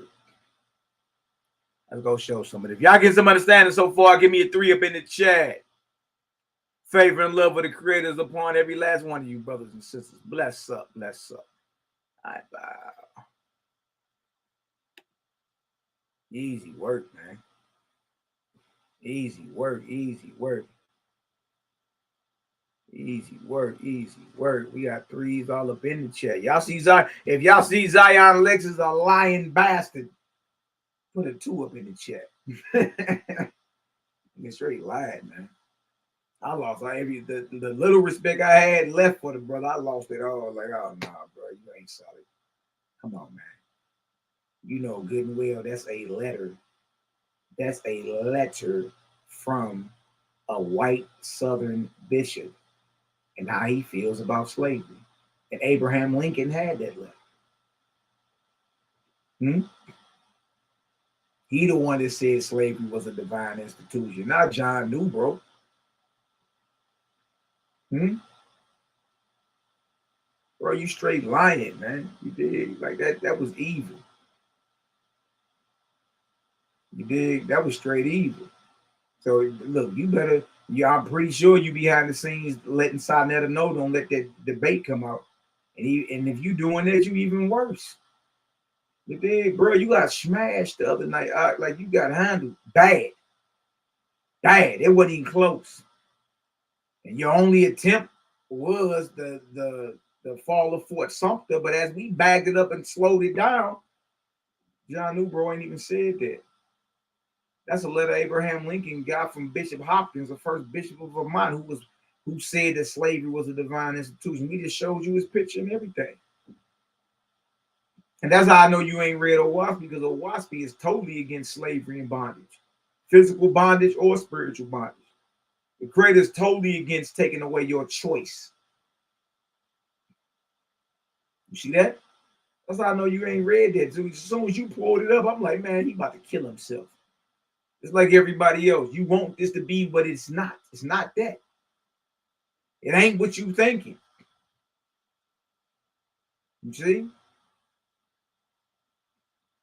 Yeah, that was evil, bro. Like, come on now, don't lie. You did. We supposed to be solid, more solid than that. Don't lie to me. You see? All just because you want to sound right. Don't lie to me, Jack. Zion, you sacrifice your integrity and your honor. You know what I mean? And we got people that's your fans hitting us up like, yeah, he lost that. He lost that. For one, he wasn't in the Bible. Two, he lied. He lied. You see? Nah, that moray title, you can't hold that no more. Period. I told Naphtali the same thing. Take that off your name. You can't hold that. Y'all sacrificing y'all integrity and honor just to sound right. I would have hated to been a student in one of y'all classrooms. You just gonna tell me whatever the fuck ever just to make it sound right. That's evil, man. Don't lie to me. You feel me? Don't make it seem like it's something that it ain't. That's all I'm saying. Everybody should have the right to look at OWASP and then arrive at a conclusion, or either it resonate with them or it don't. But don't be coming around here lying, man. Don't lie. And again, you too smart not to have read up and knew that wasn't John Newbro. You know that wasn't him, man. Don't lie. You dig? And the whole conscious community, I told everybody today, I'm like, look, man, ain't no such thing as no conscious community. You see all that bullshit happening over there, man? You see all that madness happening? Ain't no such thing as no conscious community. There was a time when Sonetta TV was strictly about knowledge. Strictly about knowledge, man. Now it's a gossip show. Straight evil, you know what I mean? Like, so yeah, man. It is what it is. Here, let me show y'all this too. Show y'all. We got you, cats. God got y'all though. I'm freaking lying, bro. Like, don't lie to us. They just say I disagree, and that's fine. You got every right to disagree. You know what I mean? Don't talk that like you like that's what it is, and that ain't what it is, brother. You know that. You know that's off. You feel me? And you know good and well that ain't how real men handle up. We stand on business around here. Stand on business. We don't get all weak in the stomach and start and become Gregory Hines in spirit. We start playing around. We don't do that. No. We gonna keep it real first. Real first. Gang in the building. My brother Prince. Yahuda in the building. Bless up. Bless up, big brother. How you doing, man? Hey, man, y'all already know love and light over this way. What's up with you? Yes, sir. Oh, man, you know, man, I just tapping in, man. I ain't really been able to, I've been so busy, man, running out here in California, man, but I know the gang been holding it down, man, on these debates and busting these conscious Negroes up what they think is conscious, you feel me? Because they very low grade, you know what I'm saying? But I really just wanted to come bless up with y'all, just tell y'all I love you, man, you know what I mean? While I got some time. Hey, you know it ain't nothing but love, my brother. You know what I mean? But yeah, you know your bros. Hey, look, for anybody that's still kind of on the fence or anybody, hey, look, y'all, we already cleared out the whole thing. Come on outside. Oh yeah. Come on, I know you outside, Prince. I be seeing you teaching and all that. I'm just saying for any brothers, any Essene or Nazarene brothers that may still be on the fence or whatever. Hey, look, we've already cleared the block. Come on outside, man. Yes, sir. Come on outside. We've Oh, already yeah, it's set it open. off It's out open this field. thing. It's open field out here now. Everybody know what the OIP is now. Y'all, you done busted every damn platform, nigga, in the country, so-called community. Yeah, So the gang that ran through it. it is what it is. Man, all praise to the ever-present creator. Cosmon Cal in the building. Bless up, my bro. What's up, boy? Ah, man. Peace to the righteous gods, man. Another great build, man. Hey, just wanted to alert the fam that I'm going to do a lesson on the rumors, doc. You dig what I'm talking about? The lies, rumors, and misconceptions commonly applied to a WASPy. That should be 7 p.m. on Saturday on Sonetter. You dig what I'm talking about? Oh, I'm gonna nice. go up there That's gonna be nice. and clear everything up. All Everything. praises. I'm glad you hit Zion top tonight too. You did what I'm talking about, but you know what I mean. We gonna put the sauce on this boy for the rest of the time, and you gonna have to come see Cosmon to come get your moray title back. Oh yeah, that's stripped, man. He got stripped and pilfered of that, bruh. That shit snatched. Yeah. Now you got to come on back. Now you got to come on back and see Cosmon, cause I'm holding the moray title. I'm holding Right, your that's it. title. Getting Cos. Now come on, bring your scary ass on. When I'm done with my presentation, you come on to the live and you apologize to the people. Anything less than an apology, and you admitting that you lied purposefully on the text on a WASPy, and you lied in the name of the creator, nigga. Until you apologize, nigga, I'm at your fucking neck. Oh wait. I'm at your neck. So you're gonna have to come see Cosmon to get this title back. And y'all share this, and y'all link Zion in the link. Scary ass nigga. Hey, we head. I knew you was a lying fuck nigga from the first time I talked to you. When I seen you try to build that straw man argument about your God falling a fucking sleep after 6 days of creation, nigga. Tried to say he ceased, like ceasing and resting are not synonyms. You have boom, no integrity, nigga. You have no integrity. You have no honor. You are a fuck nigga in my book. And my people do not need people like you leading them astray anymore. You the sellout coon from the 1600s and the 1700s. Yes, sir. You the same sellout coon who sold out King. Huh? You the sellout coon who sold out Malcolm. Fake ass smart nigga. You's a hoe. And Hebrew is the goddamn colonizer's language. Fuck, nigga. What you thought? Faith was supposed to be soft? We not Hebrews like you. We the real Israelites. Yes, sir. You gonna get this smoke one way or the other, because you was too tough when you was talking to me. You was way too tough, pussy. Lion Zion, you bitch ass nigga. Oh. On my mama, nigga, you's a hoe. Gang, boy. Hey, there ain't a teacher worth his salt.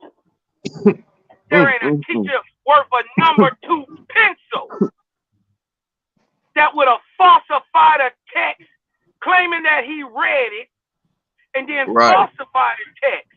Right. Saying that the author wrote something that he didn't write. He actually writing from a 4th person point of view.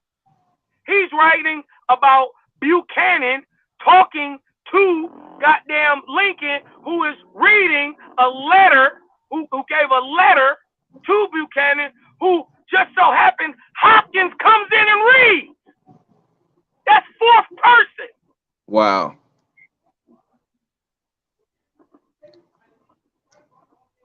Y'all gonna make Cosmos lose his mind up in here.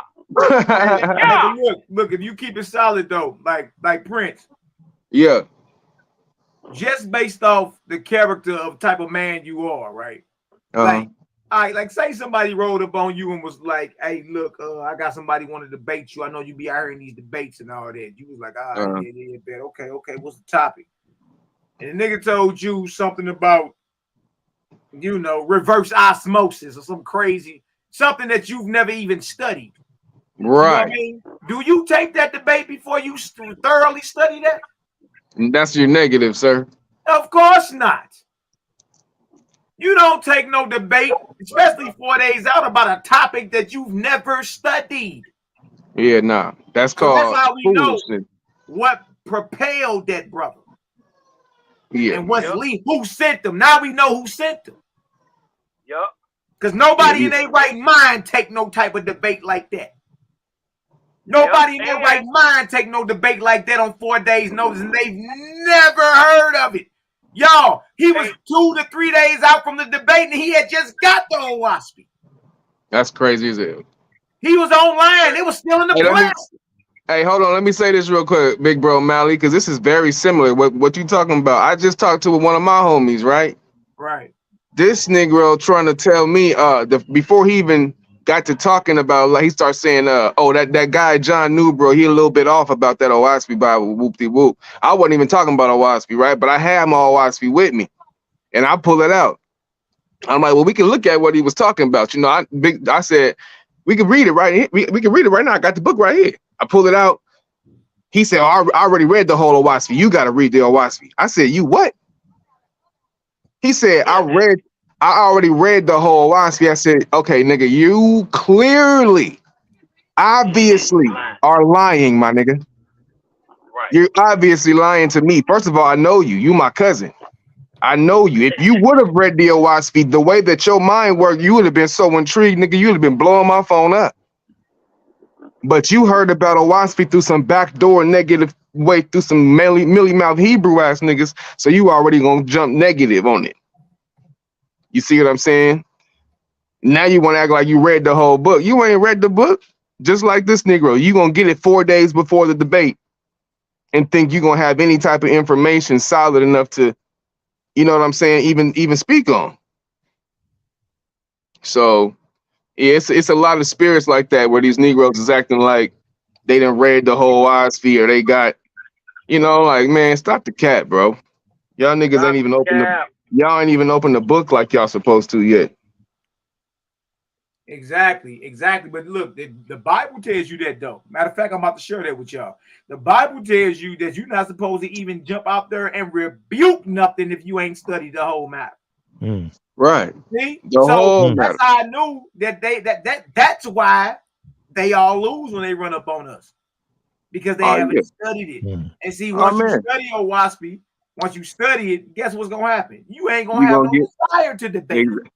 Right. Oh, that's heavy right there. Once you read it, you're gonna be like, nigga, I'm not about to debate this. Wow, it ain't nothing to debate. Right. It's clearly understood. The Creator is the light of my understanding, whereupon is to contemplate everlasting life.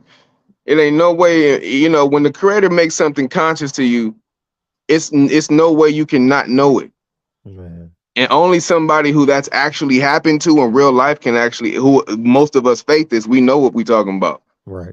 We don't believe, we're not quibbling around the bush. Nigga, Creator made it plain to us.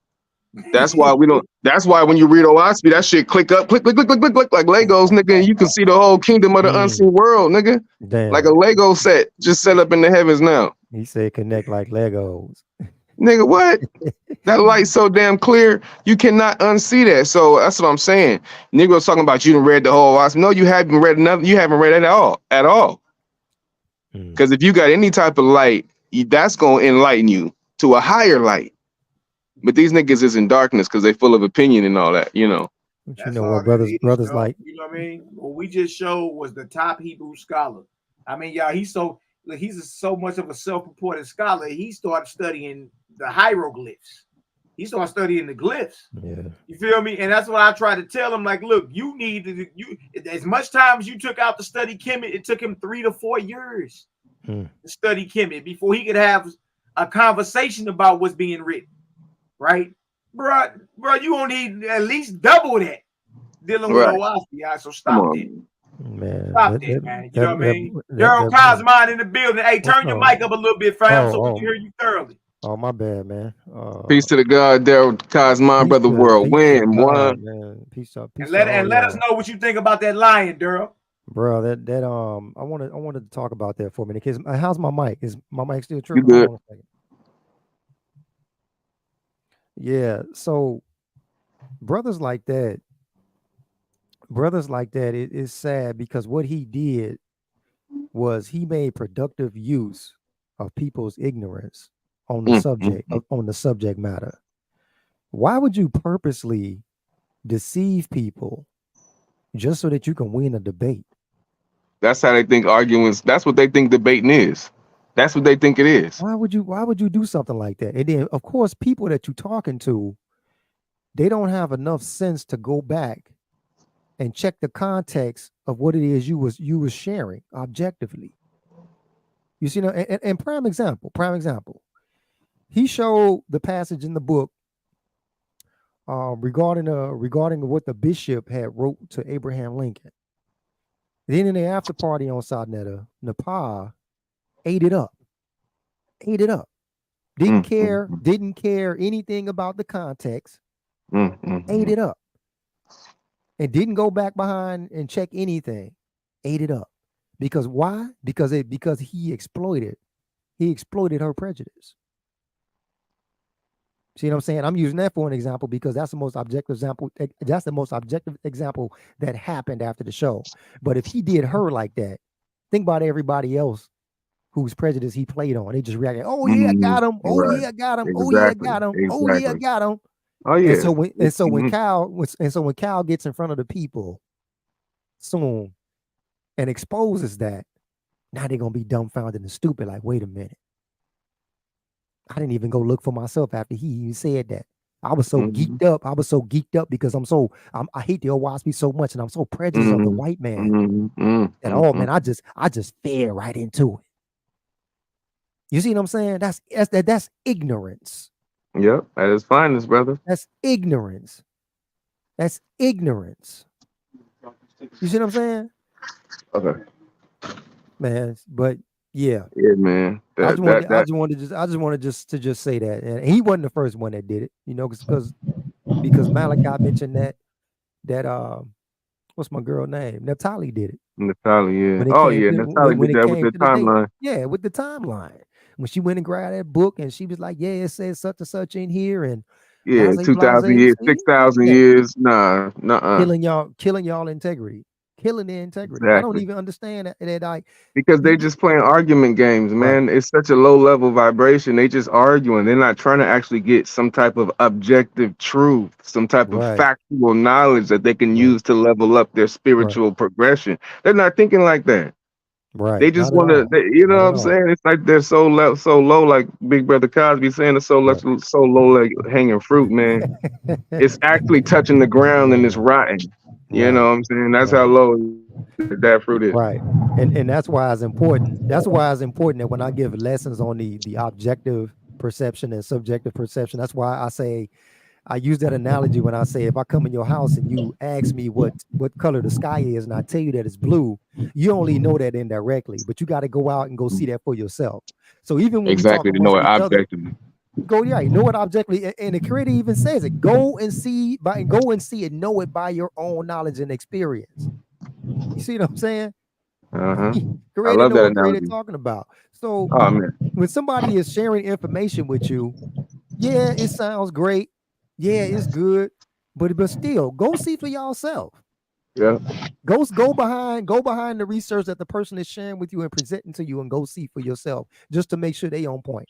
And once you make sure they on point, then you know by your own knowledge that they was correct in their research and what they was teaching you. Don't be so geeked up and say, oh yeah, oh yeah, oh yeah. What? Ooh, nah. Nope. But yeah, man, that's definitely crazy. But I was gonna let y'all go because my phone about to die. Can you hear me? Yeah, good to see you, Prince. Oh yeah, man. Y'all know I was gonna I'm gonna tell y'all about this. You know, I just got out of jail like 2 days ago. Uh-oh. Yeah, I had to. Man, it's a crazy story. I'm gonna tell y'all about that in the chat though. Okay. You know what I'm saying? Yeah. But thanks. I appreciate all the love and all the support of y'all. You know what I mean? Man, I'm glad you all good, little brother. Believe that, Right. know that, man. But know the credit got a oh yeah, man. Trust me. around you. I believe that. Oh, but I trust me. I know. I felt them. They was there with me the whole process, man. It was smooth. Had the money available. It was just perfect. Hey, so I'm back on the tour, man, making this this music. So hey, they took that vortex signature off your fingertips, didn't they? yes, they did, doctor. They took it off my palm, every finger, my palms, the side of my hand. Hey, they took that vortex signature. They took that vortex. That vortex is unique to you, boy. Come on, man. You can't touch nothing without leaving your vortex behind. That's right. Yeah, shit. That's what I'm doing every day. Love and light to you, brother. Yes, sir. Bless up, gods and goddesses, man. Peace to the chat. Stay low and keep firing. Stay vigilant out there. Oh yeah, sir. You already know what it is. You already know. All right. Hey, look. All praise to the creator. Yes, sir. This right here is in big blue. Is at the end of the first book of the first Lords. All right. Okay, cool. This is no watch. Oh yeah. I highlighted that. I got that. I already got that lit up. Yep. Yeah, I'm about to read this to the fam. And knows what it says. This is right out. This is my Owaski right here. It says for those stuck on colorism. It's talking about the ions and drugs, because that's what that was what you had brought that out. You had brought that out earlier, dealing with Nepal when she was talking crazy about Owaski. Yeah. I remember when you had first brought that up. Yeah, I'm gonna let y'all go. My phone about to die, man. But I love y'all. Peace up. Stay blessed. They keep progressing. May the favor of credit stay upon you, brother. Bless up. All right, so for those stuck on colorism, this is in Owaski at the end of the first book of the first Lords. Look at this, what it says right here. It says this factual description is not a reference to the current races of man. So when you hear people get mad because the ions are white and yellow and the drugs are dark and black and brown or dark and brown, knows what it says in here. This ain't got nothing to do with the current races of man, like your Caucasians or your Negroes. See that? This factual description is not a reference to the current races of man. Both ions and drugs are what? Extinct. Extinct. All current races, whether Asian, European, African, Native American, etc., are descended from Iowans and Gons. The first race of Iowans were copper-colored, but modern descendants of Iowans and Gons are expressed in all the complexions of humanity. What's wrong with that? We all connected some way. Look at this. The reference to the drug race should not be confused. The reference to the drug race should not be confused with the general use of the term in which the word drug refers to any person. Listen to this, y'all.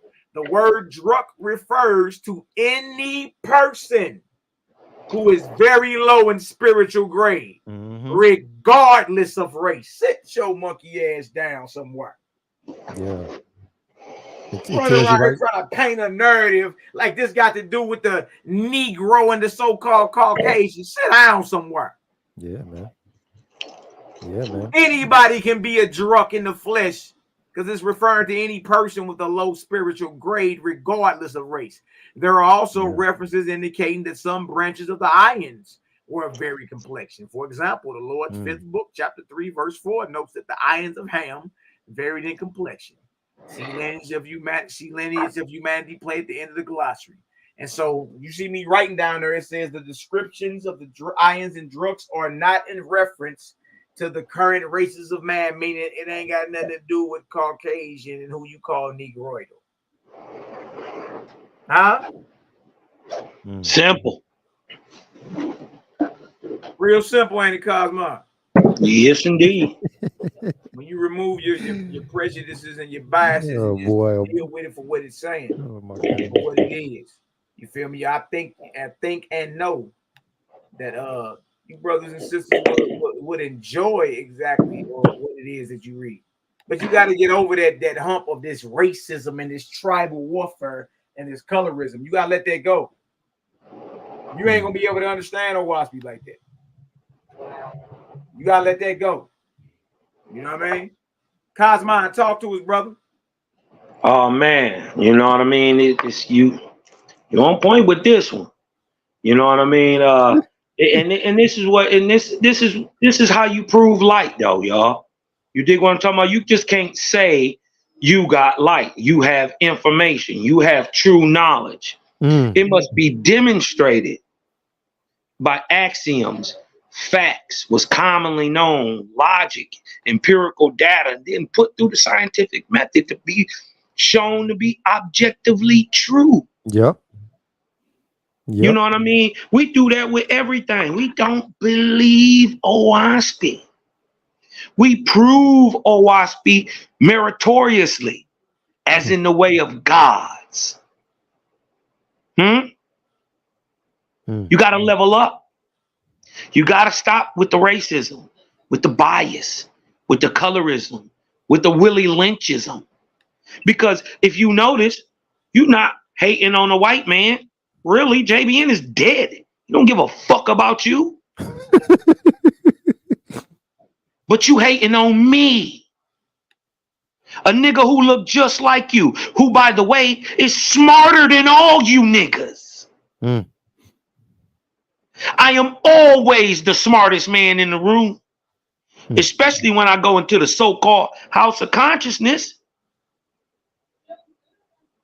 How does it feel to know without a shadow of a doubt you are no longer the smartest man in the room? That's a hit to many's egos. That's why they don't want to talk to us. It's not that they can't get this. They don't want to. They're okay. They're comfortable in their hate and their racism, their colorism, their bias. You know what I mean? They're okay with it. So I'm almost to the point. I'm almost to the point that I'm about to say to hell with y'all. Why keep banging my head against this wall? Y'all don't even fucking love me. More importantly, you don't even love the creator. Why wouldn't I just let you go through what I know you about to get? You about to get a world of living hell. And why not let you go through that and then also realize you gonna get an afterworld of living hell. The worst thing that the faithists could do to y'all is just stop talking. Cosmo, let me play this real quick. Watch this. Let's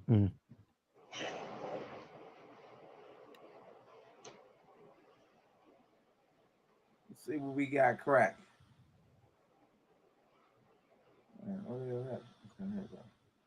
Loading up, my bad, family.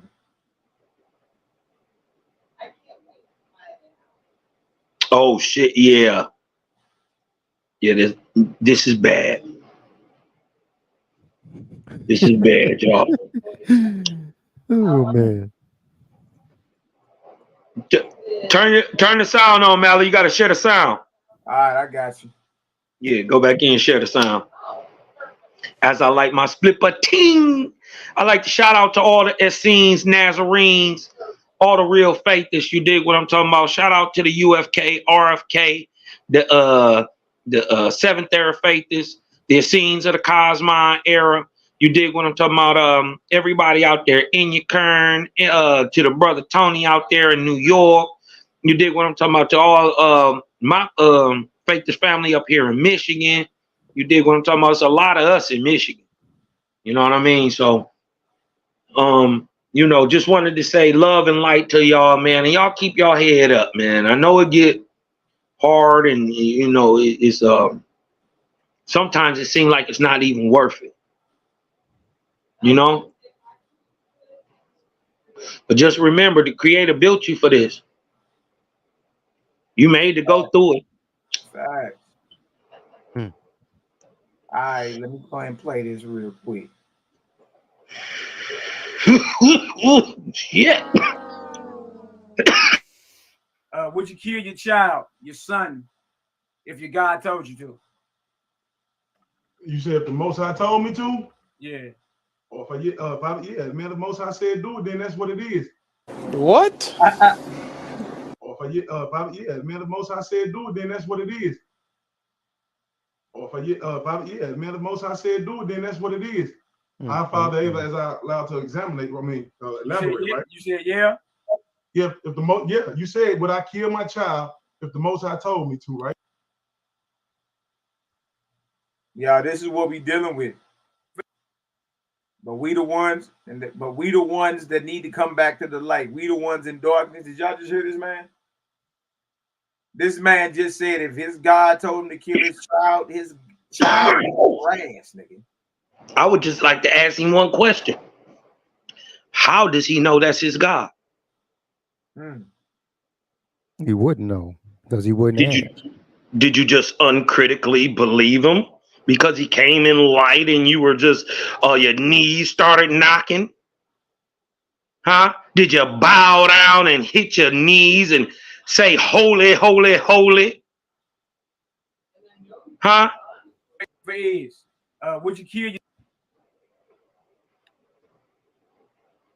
straight up? And then what Cal is talking about, y'all, nobody is trying the spirit. You got to test that.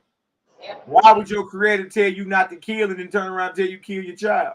How about that ain't your creator? That's an evil angel pump faking like that's your creator.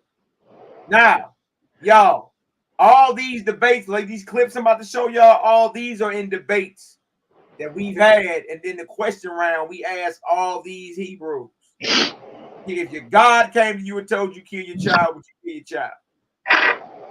Without every fail. last one of them say yeah. Without fail. Without fail. I heard they don't even think about the it. only one that backed down and said no. I'm a different type of Hebrew. So hey, all you niggas that said yeah should be mad at Zion Lex. Look at this. All right, question for is. Would you kill your child, your son, if your God told you to? You said if the Most High told me to? Yeah. Man, the Most High said do it, then that's what it is. What? If the Most High said it, then that's just what it is. Huh? Y'all, this the gravel mouth Negro them biased ass judges voted on. They said this Negro beat me in a debate. This the cat that just said if the Most High told me kill my child, it is what it is. Put a bullet in his head. He was off topic in the debate like Zion Lex was off topic with C-Lock. And like Judah Nazareth was off topic with Kyle. And like Gideon about to be off topic with Durham. Huh? He gonna have to be. Y'all, look, this your man's in them right here. Hey. Yeah. This your man's? You voted for this nigga right here? He said if the God told him, he said it is what it is, Jack. Huh? Oh, fuck that little baby. Just kill a nigga. Look at this. That's crazy. Said do it, then that's what it is. Or if I see that little joker look like he could be his son too. He over there looking like what? And he was holding his stomach like dang pops. Daddy, you done with that cake? He was cool. Hey, Malaki, Daddy, you done with that cake? No, man, it's not for you. Hey, hold on, cuz. Hold on. Yeah, man, the Most High said do it, then that's what it is. Our Father, as I allowed to examine, elaborate, right? You said yeah? You said would I kill my child if the Most High told me to, right? Absolutely. Yeah, I'm not more than my brother. I'm not. He said yeah, Look, to show you he heard what I said. He said, "Didn't you ask me if the Most High told me to kill my child? Would I?" He said, "Yeah, because I'm not above my brother." What the hell does that What are you talking about? What brother? What the hell does that mean? That was after he said examinate. I'm gonna try to look that one up.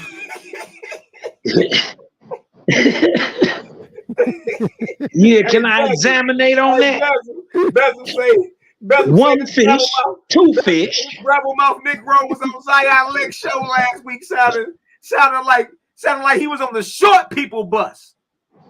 Boy, got to talking about the placenta grass eaters. You sucker. Good. But you just said, look, you just said you would kill your child, nigga.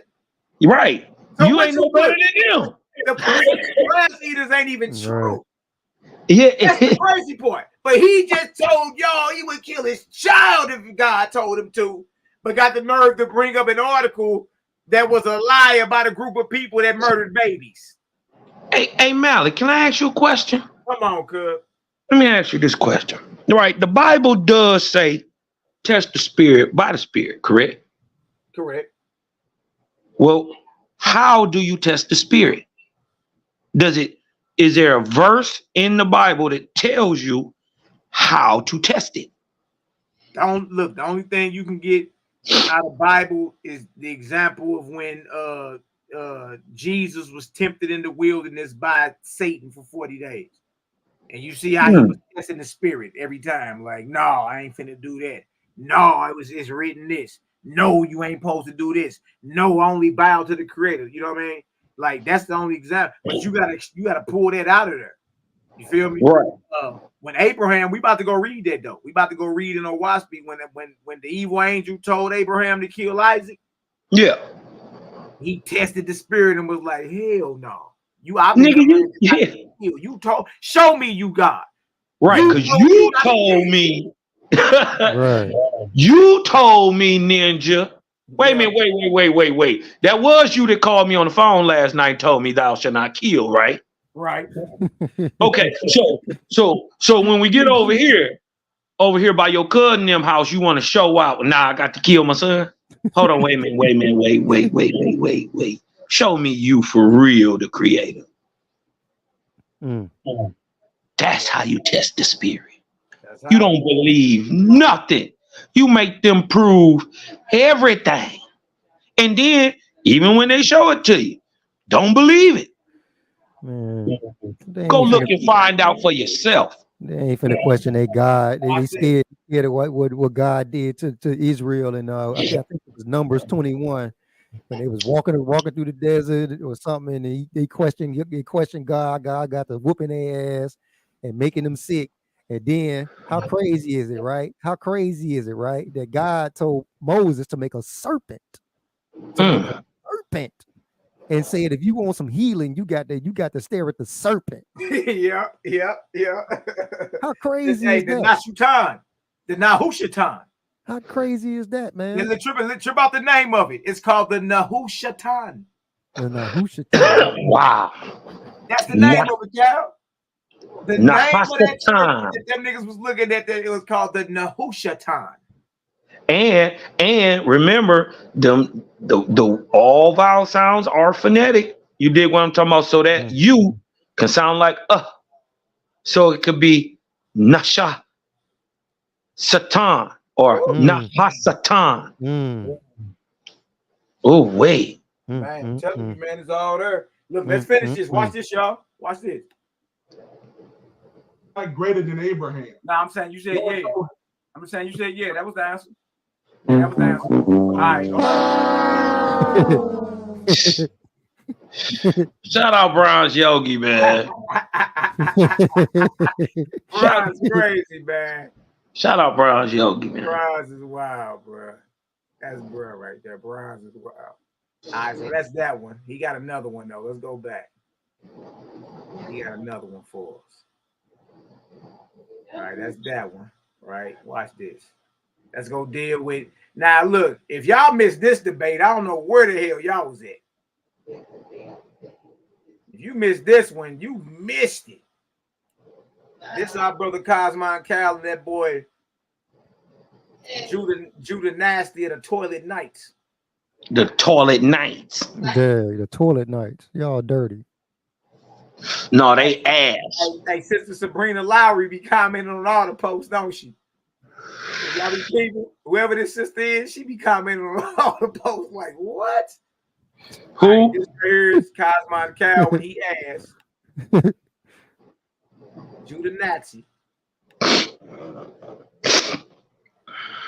Hold on, Cal. Let me take this mute off. That nigga said, whoa. These niggas answer this shit was so they answer this shit in breakneck speed, bro. Right. He ain't even hear the question all the way and said, yeah. He was excited about that question. Couldn't wait to get it out. He was almost like he knew it was coming. He's I can't wait for Cal to ask me a question. Man. I can't wait. I can't wait to tell him I killed my kids. I'm not more than my brother. What does that even mean? I'm not more than my brother. There we go.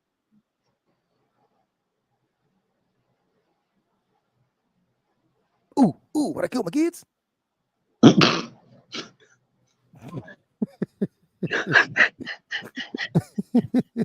love this question. Oh, how many kids are you gonna kill? Oh, 3 or 4. My dude. My dude right? say, Listen. Hold on, y'all. My dude say third, but nobody now tell him I kill him. Third.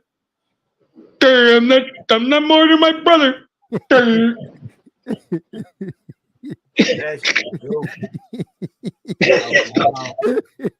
Hold on 1 second, y'all. This shit sounds retarded, bro. Can y'all believe this shit? Like, what the fuck is going on? Yeah, you see it, man. All right, I'm about to play it now, y'all. Ready? Yeah, run that bug back. There you go. All right, here you go. Okay, if your God came to you.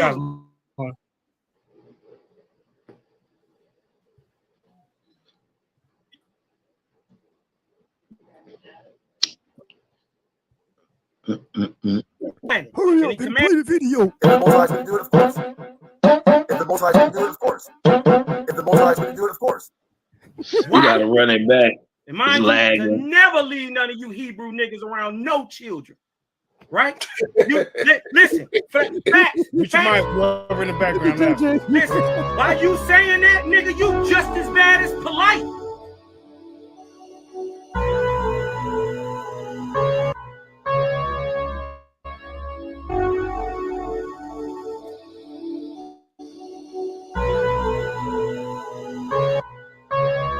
Yeah, you gotta run that one back, Mally. Right. You gotta run that one back, Melly. Because my God said you ain't the play button right. My God said, fuck them kids.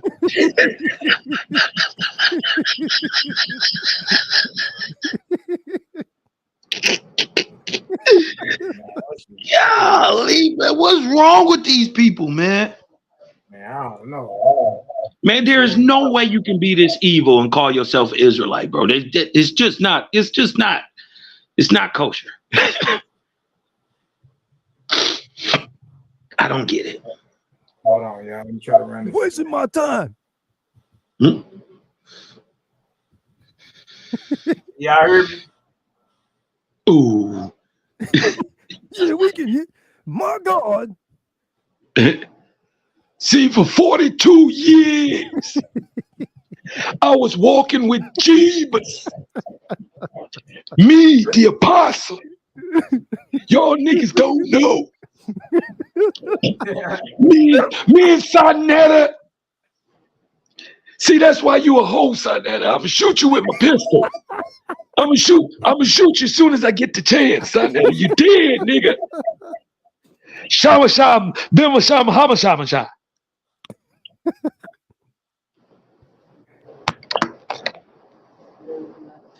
Oh shit! They didn't kick my dog. He got to go on ahead and He got that Arizona internet.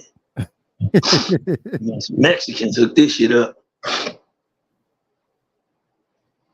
My God, kicked him off the video. I told you. You done had that cable 42 years. That cable, his Wi-Fi was in the wilderness. Yeah, man, dog, man, what is they, bro?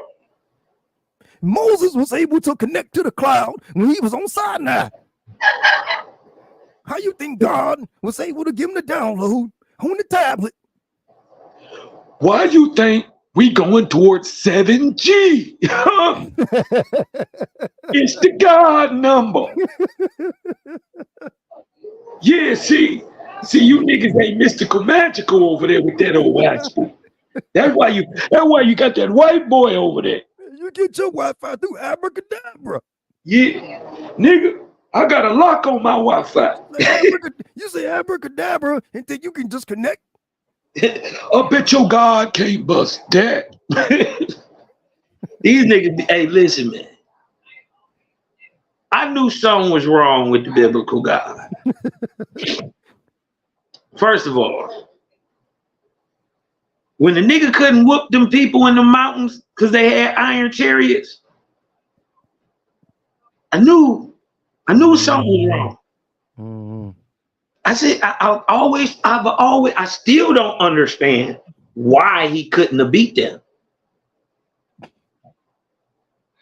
You dig what I'm talking about? I never understood how Jacob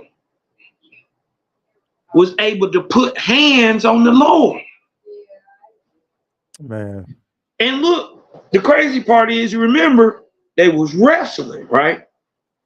But to end the fight, he had to tap him on his hip, right? And he broke his hip. Now, I don't know many people know much about Greco-Roman wrestling and jiu-jitsu and stuff like that, and grappling, you know what I mean? But to tap a man's hip, he's usually behind you. To be able to tap him on the hip, right, in a fight, his chest is to your back. And he's usually choking you out in a rear naked. Right. And this is why you're tapping on his hip. Right? Because he's choking you out. So we already know Jacob was whooping the Lord. Could it be possible he was choking the Lord out? And that's why he tapped him on his hip and hurt his hip like that? Man, it had to have been. He choked him out. He choked him out. He was choking him out. Them niggas was wrestling all night. They had some wind. That's what I do know. Man, was that before he ate the soup or after he ate the soup? Man. That's crazy. What was in them lentils? And he said he looked and he seen the nigga coming. He looked and seen the nigga coming. He was like, nah, cuz you about to bless me before I leave here, or it's gonna be some problems. And that's how it went. They got to tussling.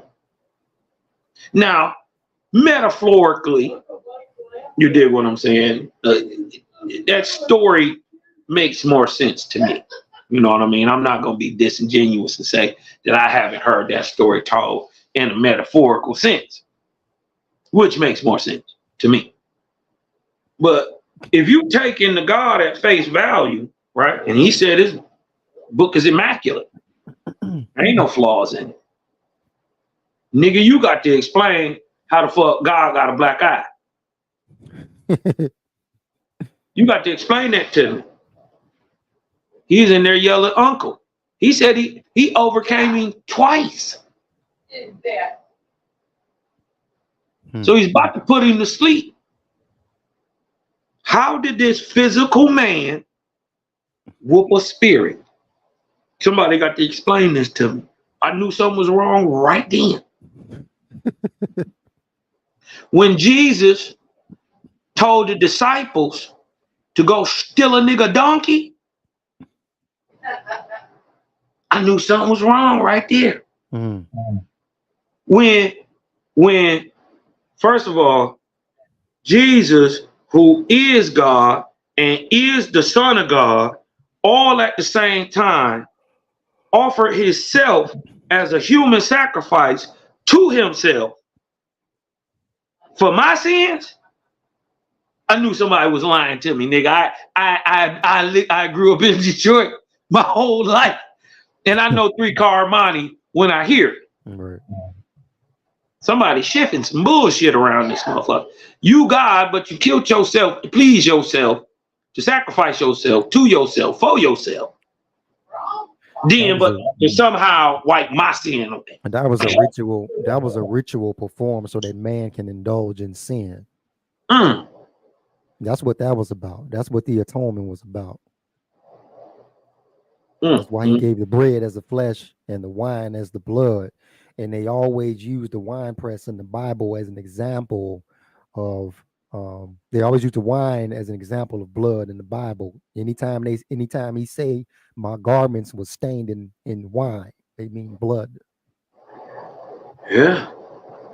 So that's all that is. That's because that's exactly the reason why it says in the prologue of YHWH'S that the beast said that I have come not to send peace but a sword. That right there alone is a red flag.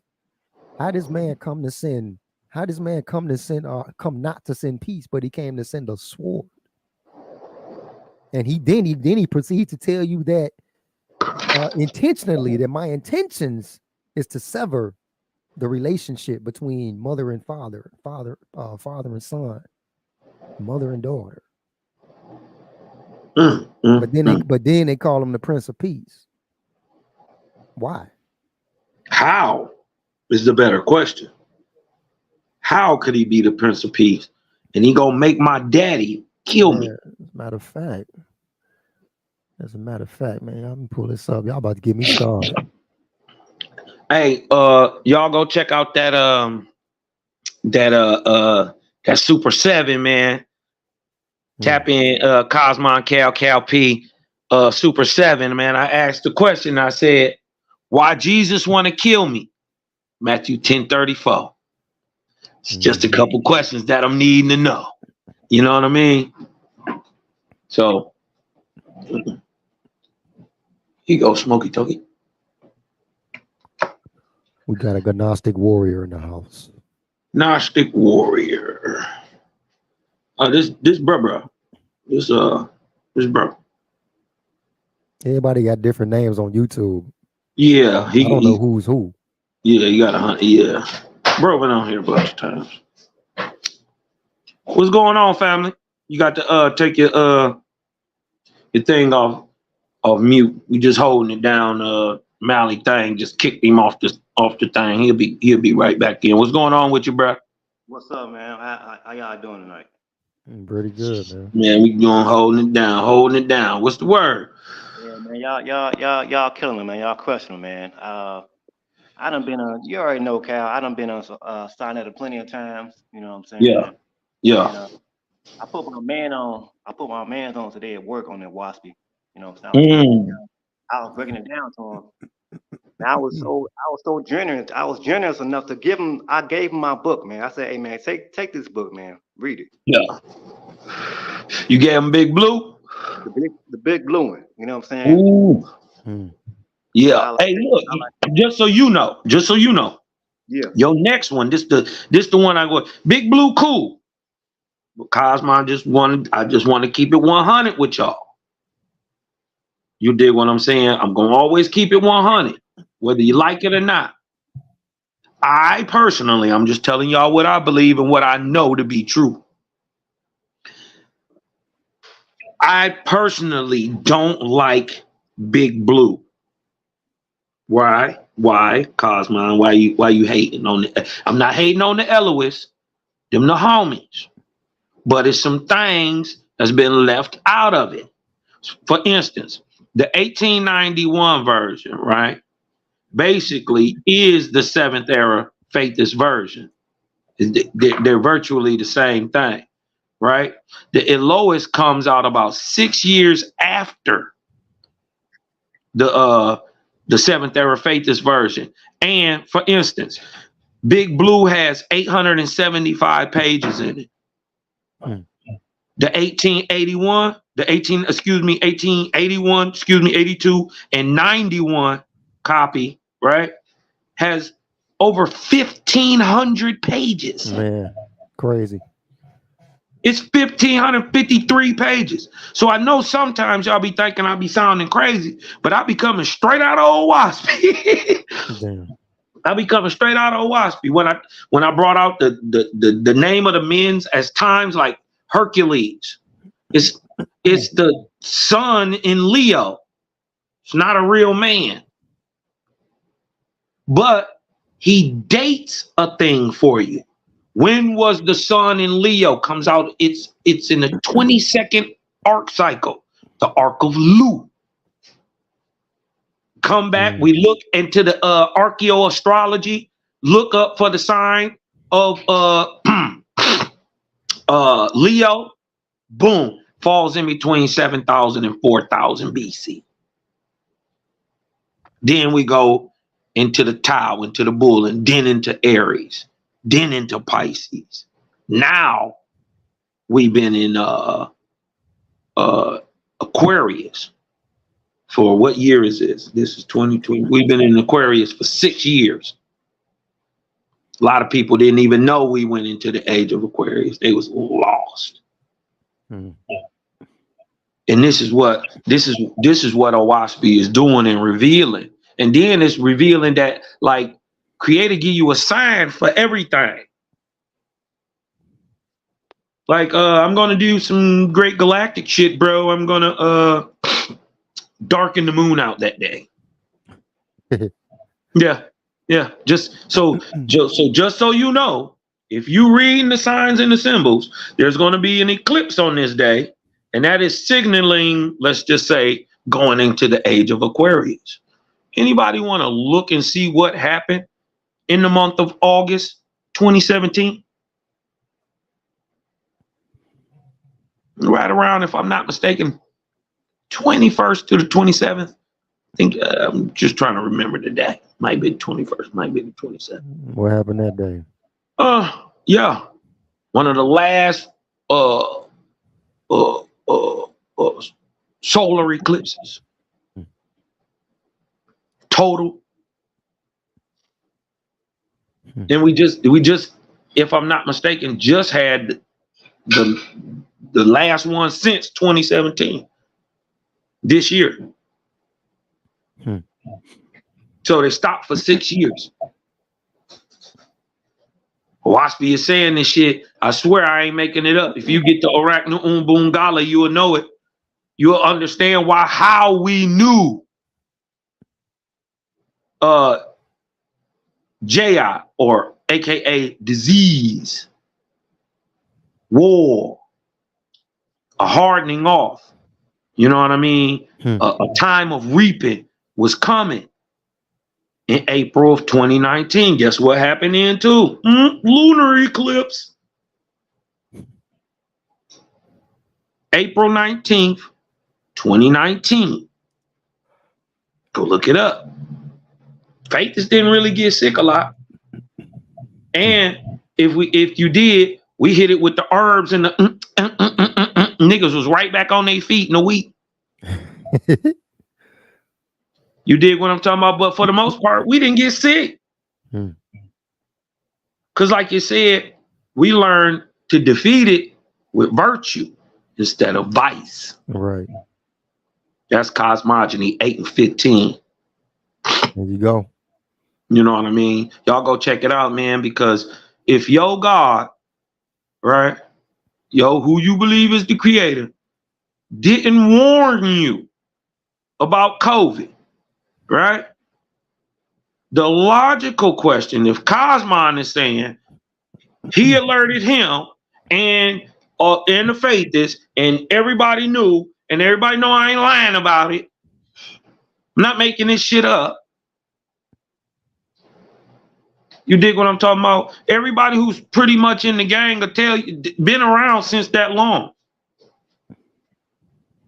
I ain't got to make it up. They'll vouch for me. You dig what I'm saying? And we still got the receipts. That's the thing about this technology. It records everything. Everything. So we was talking, chopping it up, you know what I mean? Breaking down the Arachna Umbungala and just and looking at it like YHWH'S. But then once you start to put the understanding of what really comes with JI to it, and then the world gets sick, right? And then you don't see it lighten up to when it's safe. It's about to lighten up, right? And then I'm gonna be real about this shit. When I said that it wouldn't end till late fall 2023, I was wrong. I was wrong. It's gonna be late fall 2024. It's gonna be some whole more shit coming. I was wrong. I was wrong. You dig what I'm saying? How the chart reads, I could have been off. You dig what I'm talking about? But now I know more and I'm sharper with it. I was a whole year off. Not that I was off with the timing. I thought a rise was a stop, right? But it rose just to fall again.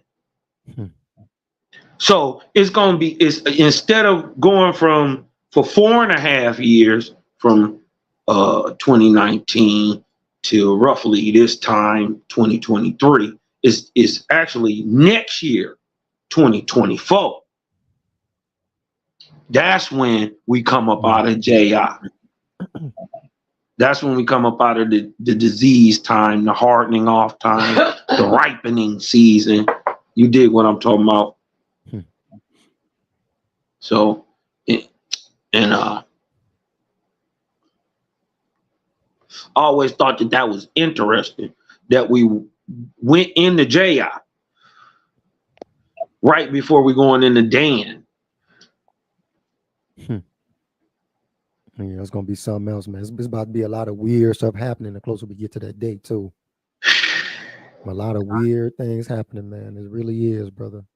I was telling my man today, I said, look, I was just showing him like bits and pieces in their YAH'KI, right? So I said, look, to prove to you that their YAH'KI is true, I said, let's just pull up a YouTube channel called Nuke's Top 5 Ghost Videos. And in their YAH'KI, it says that the spirits of the dead, the ones who lingers in those houses, are stuck there. They don't want to move on. So I pulled up a certain video, and I read him. So as we watching the video, I'm reading him what their YAH'KI is saying. This is back in 1882, but YAH'KI is written.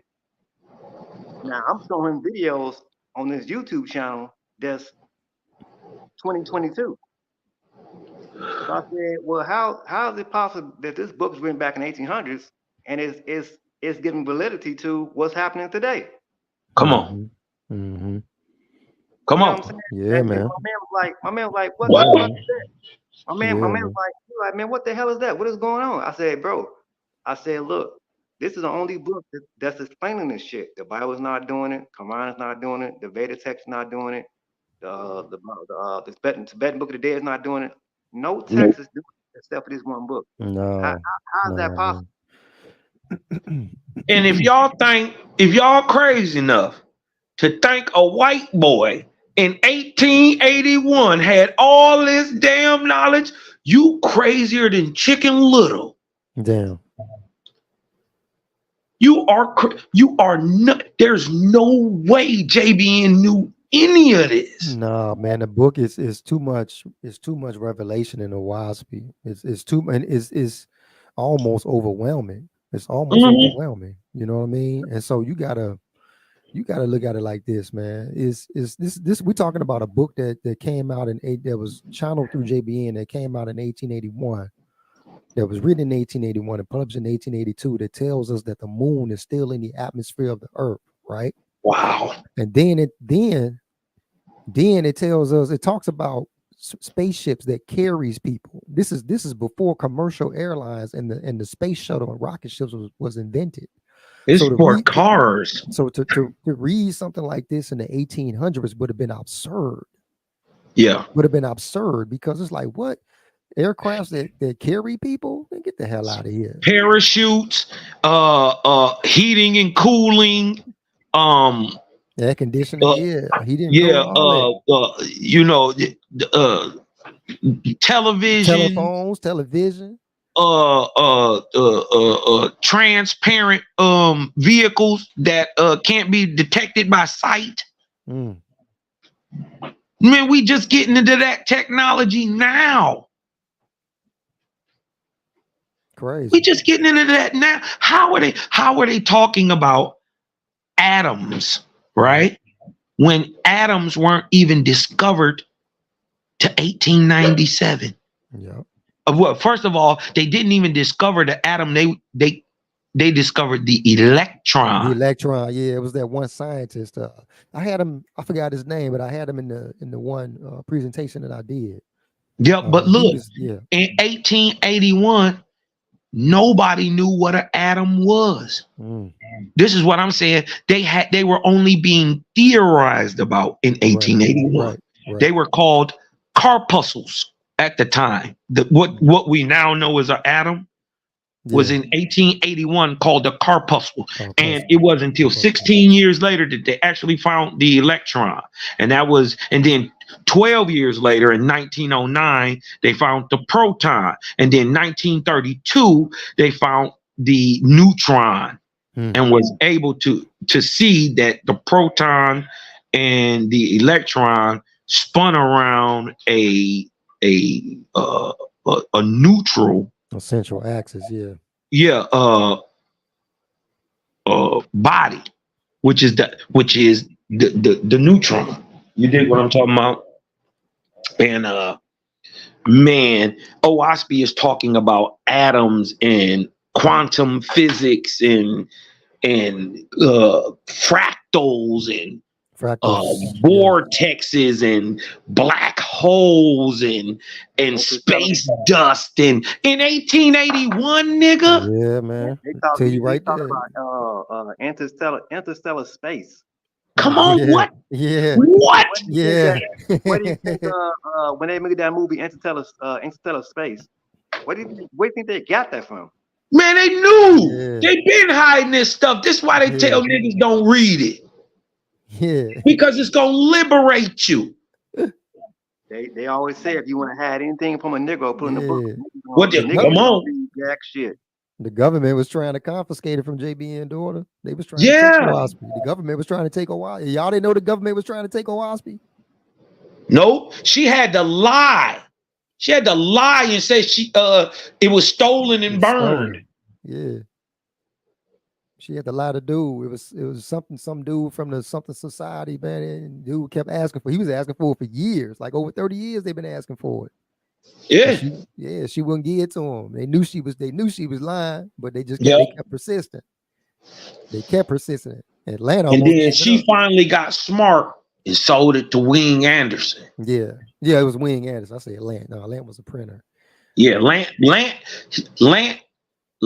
had copies, copper plate copies of the 1881 version of YHWH. He got what he could get, right, and made copy plates, right, and gave JBN what was his, and then copied what he had, which was really just the text.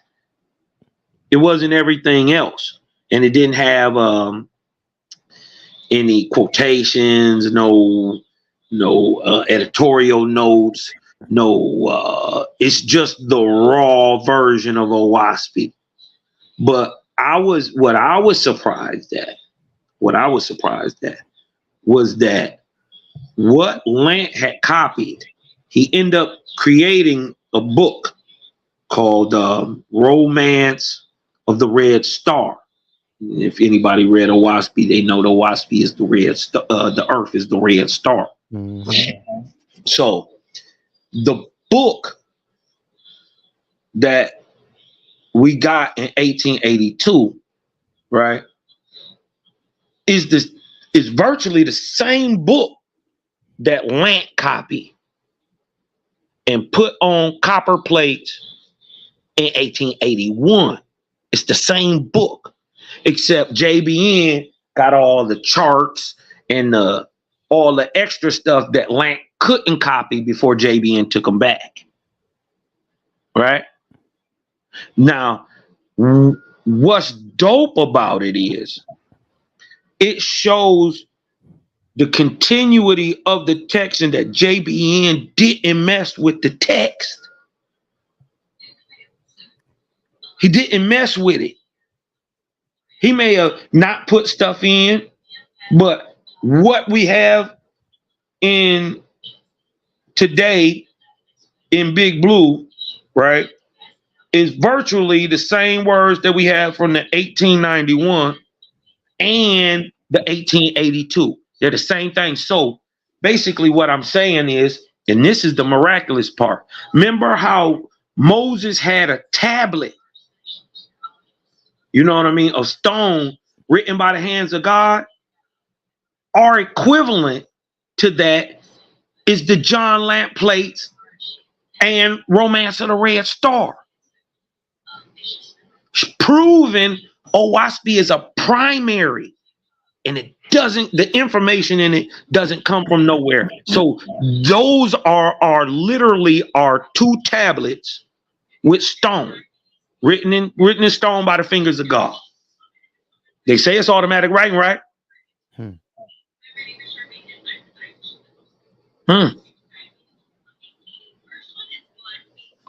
Young Malachi Mac back up in this thing. We just holding it down, chopping it up a little bit. You dig what I'm talking about? In glory, shining, and he commanded the death of your child. Would you sacrifice your child? If the Most High is going to do it, of course. Just do If the Most High is going to do it, of course. If the Most High is going to do it, of course. If the Most High is going to do it, of course. Wow. And mind you, to never leave none of you Hebrew niggas around no children. Right? Listen, facts. Which your mind, whoever in the background laughing. Listen, by you saying that, nigga, you just as bad as polite.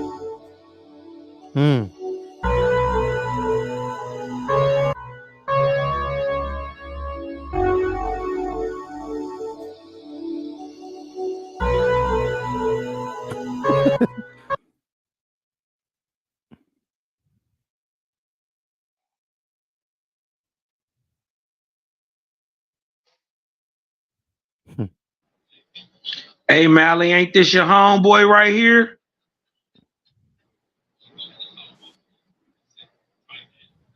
YAH'KI?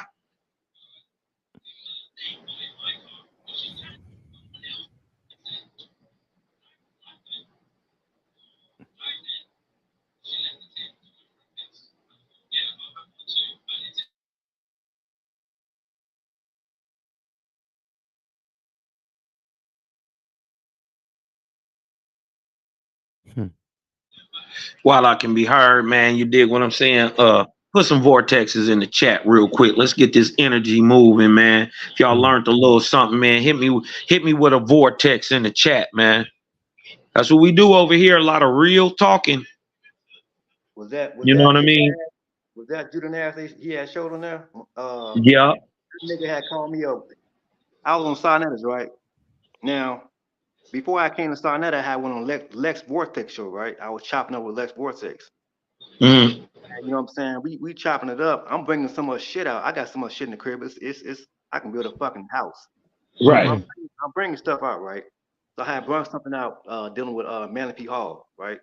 I ain't gonna front, bro. You do be dropping shit. I ain't gonna lie. I've been checking the channel out, man. Y'all go out, hit the brothers with your channel and let them know. Or nigga, did they take you another one down? They didn't hit you for, but how many channels they hit you for already? They hit me with 3. They just put me on strike again, man.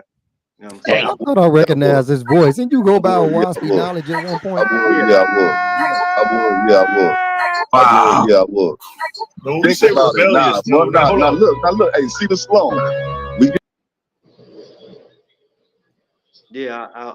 You went by a Waspy Knowledge at one point, then I thought I recognized spiritual, your voice. right?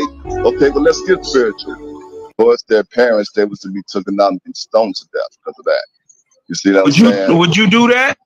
Would you do that if your God came back to you today in glory and said, I want you to stone your son if he get rebellious? Would you do it? Yeah, I probably would. Yeah, I would. Damn. Probably would. Yeah, I would. Yeah, I would. Yeah, I would. No, we say rebellious. Now look, hey, see the slow. We get spiritual, right? Okay, well, let's get spiritual. Okay. Yah is the one. Yeah, these niggas crazy. You don't know nothing about no spiritual, man. They religious. That's a religion, man. That nigga That's a Judah Nash religion. called me a witch and a warlock on Sinai's channel. I said, dude, you don't even know me, bro. You know what I'm saying? He like, nah, I remember you was on Lex Vortex show, and he must have got salty at me because I'm bringing so much shit out that's debunking that Bible. I'm like, bro, I'm going outside of your Bible, and I'm like, bro, I was already on that God of the Bible's ass before I had even came across their Waspy. I was breaking outside of Waspy, tearing that shit apart. You know what I'm saying? I'm like, bro, you have to. I'm like, first of all, you have to question your reality. You have to. Got to. You know what I'm saying? Anybody can tell you anything, and you're gonna believe it. So then, you know what I'm saying? I'm bringing that stuff out. So then I guess he must have recognized my voice on Sinai. He like, oh, that's old boy from that Vortex. Yeah, you can't believe what he said. He's a witch and a warlock. I'm like, bro, you don't know shit about me, man. And so what? A witch and warlock just deal with science that you don't understand. Right. That's all that is. That's just science you not hip to. Ain't no magic. That's spookism. Ain't no magic. It's science that you just don't understand. So you gonna say that? So you like, so you one of those Waspy guys. So you follow that white man's book too. I say, man, if that's what you want to call it, I say, look, bro, your whole Bible was written by Mason white people. Facts. Those Hebrew words. This really got this. How I really got him. This really got him pissed off. I said, those Hebrew words that you use, those Hebrew strong concordance.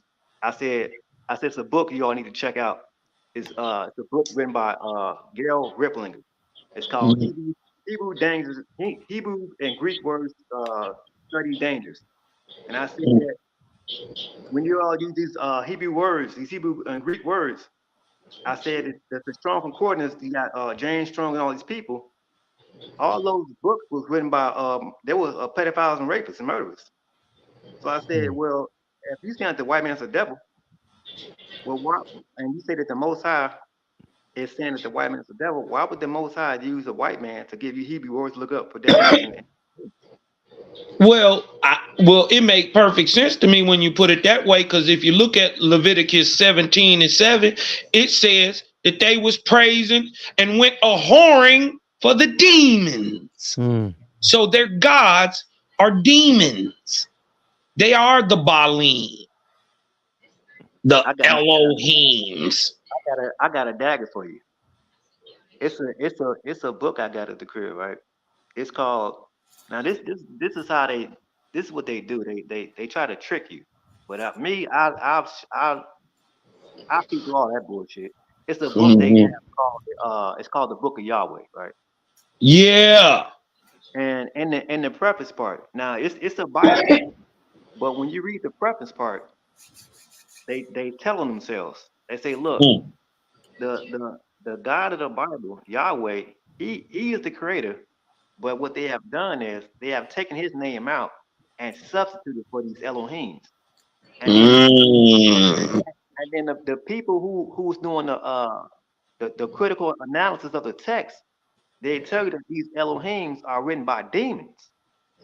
So when it says in the beginning, God did this and God did that, they're telling you in that book, they say whenever you say the word God, that's a demon.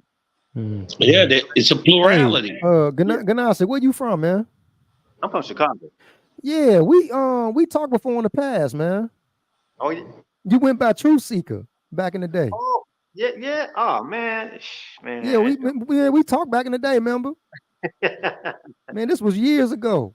Yeah, man. Like 4 or 5, 6 man, years. You disappeared, man. I was wondering what happened to you, bro. I was like, man, what happened to that brother, man? Yeah, man. They be asking me like, man, what happened to your channel? Like, hey, man, these people, man, they be attacking me, bro. You know what I'm saying? They take my channel down. I be bringing some more stuff out. You still stay in the Wild Hundreds? Oh yeah. Damn, you still out there in the hundreds? Oh, he in the Wild Wild? Wild Hundreds, yeah. He out there. Yeah, we talked some years ago, man. I thought I recognized you, man. I know you went by Wasp Knowledge, and I saw you talking on the channels before. I say, man, dude look like that dude Truth Seeker, man. But you ain't have all that hair on your face back then, so I didn't really know. But I was like, I can tell by the way you talk. I said, wait a minute, I know this brother. Yeah. In fact, another brother I be chopping it up with, he recognized my voice too, because he was like, what happened to your channel? I took it down, so we had exchanged numbers. And he said, I had came back and made another channel. He was like, I don't know how he had found me, but he was like, I recognize your voice. Yeah. You know? So him and I, we was always chopping it up over the phone, man. You know what I'm saying? And he was the one who had exposed me to that those new top 5 ghost videos. You know what I'm saying? Because before him and I had got into it, like he was talking about, he was subscribing to that reincarnation bullshit, right? So I was talking about like, nah, I don't subscribe to that, because you know what I'm saying? If I told you my life journey, man, I'm like, look, dude, I've done that past life regression stuff, that past life, you know what I'm saying? Reincarnation, I said it didn't work on me. It didn't work. Right. They tried it, but it didn't work. You know what I'm saying? So him and I had, you know what I'm saying, we got into it, and then I guess he must have got mad at me, you know what I'm saying? You know how niggas be, they get salty at you, stop talking to you, you know what I'm saying? So then he reached back out to me, and then he came across information like, hey bro, I apologize for being wrong, you know what I'm saying? He was coming at me hard, like, you a snake and this, that, and the third. Like, it's cool, you know what I'm saying? You can believe what you want to believe. I'm just showing you the facts. You know what I'm saying? Don't get mad at me because I'm destroying your belief system. You know what I'm saying? All right, y'all. Let me go ahead and run some of this first book of God, chapter 8, and then I got to hit a little bit of 9, and then I'm gonna get into chapter 10. This is about Abraham being tempted, or Abraham first finding out he was supposed to kill Isaac. And notice if you cross compare the Bible story, Abraham knew right in the beginning he was supposed to kill his son. So the whole time they going, and Isaac like, hey, what a sacrifice at? God gonna provide a sacrifice. But he was told in the beginning, you about to kill your son as a burnt offering. And on Waspi, Abraham didn't find out to the very end that this false angel wanted him to kill his son, and Abraham tested that spirit and found out that wasn't, you know what I mean, that was an evil angel. You dig? So I wanted to read that in response to these cats claiming they would kill their child if they God told them to. You feel me? Mally, the book isn't about niggas. Ain't no niggas in that book. Yeah, whatever. That's a white boy, the Canaanite guy.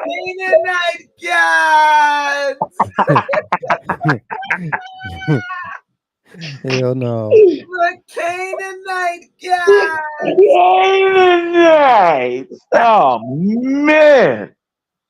So this right here, man, how fitting is this, man? Because they brought up Abraham and all that. We were like, would you kill your son? And the whole thing comes up with Abraham, right? Right. Now, a lot of them don't know Zion Lex shot himself in the foot, claiming that the Waspi has nothing to do with black or colored folk. Or Israel. We the only one dealing with real Israel. Right. Nothing good to say about African people or black people or even Israel. He just keeps shooting himself in the foot. Man. You know what I mean? This right here is about Abram. All right. During the Ark of Speda, 3953 BC to 1553 BC. All right, the 23rd Ark cycle. All right, so y'all, we dealing with 6,000 years ago, not 4,000 years ago. See, Bible got Abraham at 4,000 years ago. See that? Yeah. And you wonder why they really can't never find nothing to link you, because y'all looking in the wrong time period. Right. Y'all not looking in the right time period. Bible says Abraham was 4,000 years ago, or WASPI says Abraham was 6,000 years ago. Can we read some of this? Cal, what you was finna say? You about to say something? About to go to the upper room. Hey, because they don't know what Phoenician mean. They don't know how Phoenician connects to Israel. Hey, they don't know why Abram's father is named Taran. Where is Taran today? Man. You ever thought about it? Man. Taran? Tehran. Wait till you find out the Phoenicians are niggas, not Hamitic, and the same stock that produced. This is why they always tying them to the Amharics, tying them to the Amaru, the Phoenician people, because in truth, ITE on the end of the name of your people proves your Phoenician and Persian genetic stocks. Dang. Because the Phoenicians are Persians, just like the Israelites are Persians. They just migrated to Canaan. Oh, wait, are you serious? Yes. But The Negro, the Israelites. Of what Cal P is saying?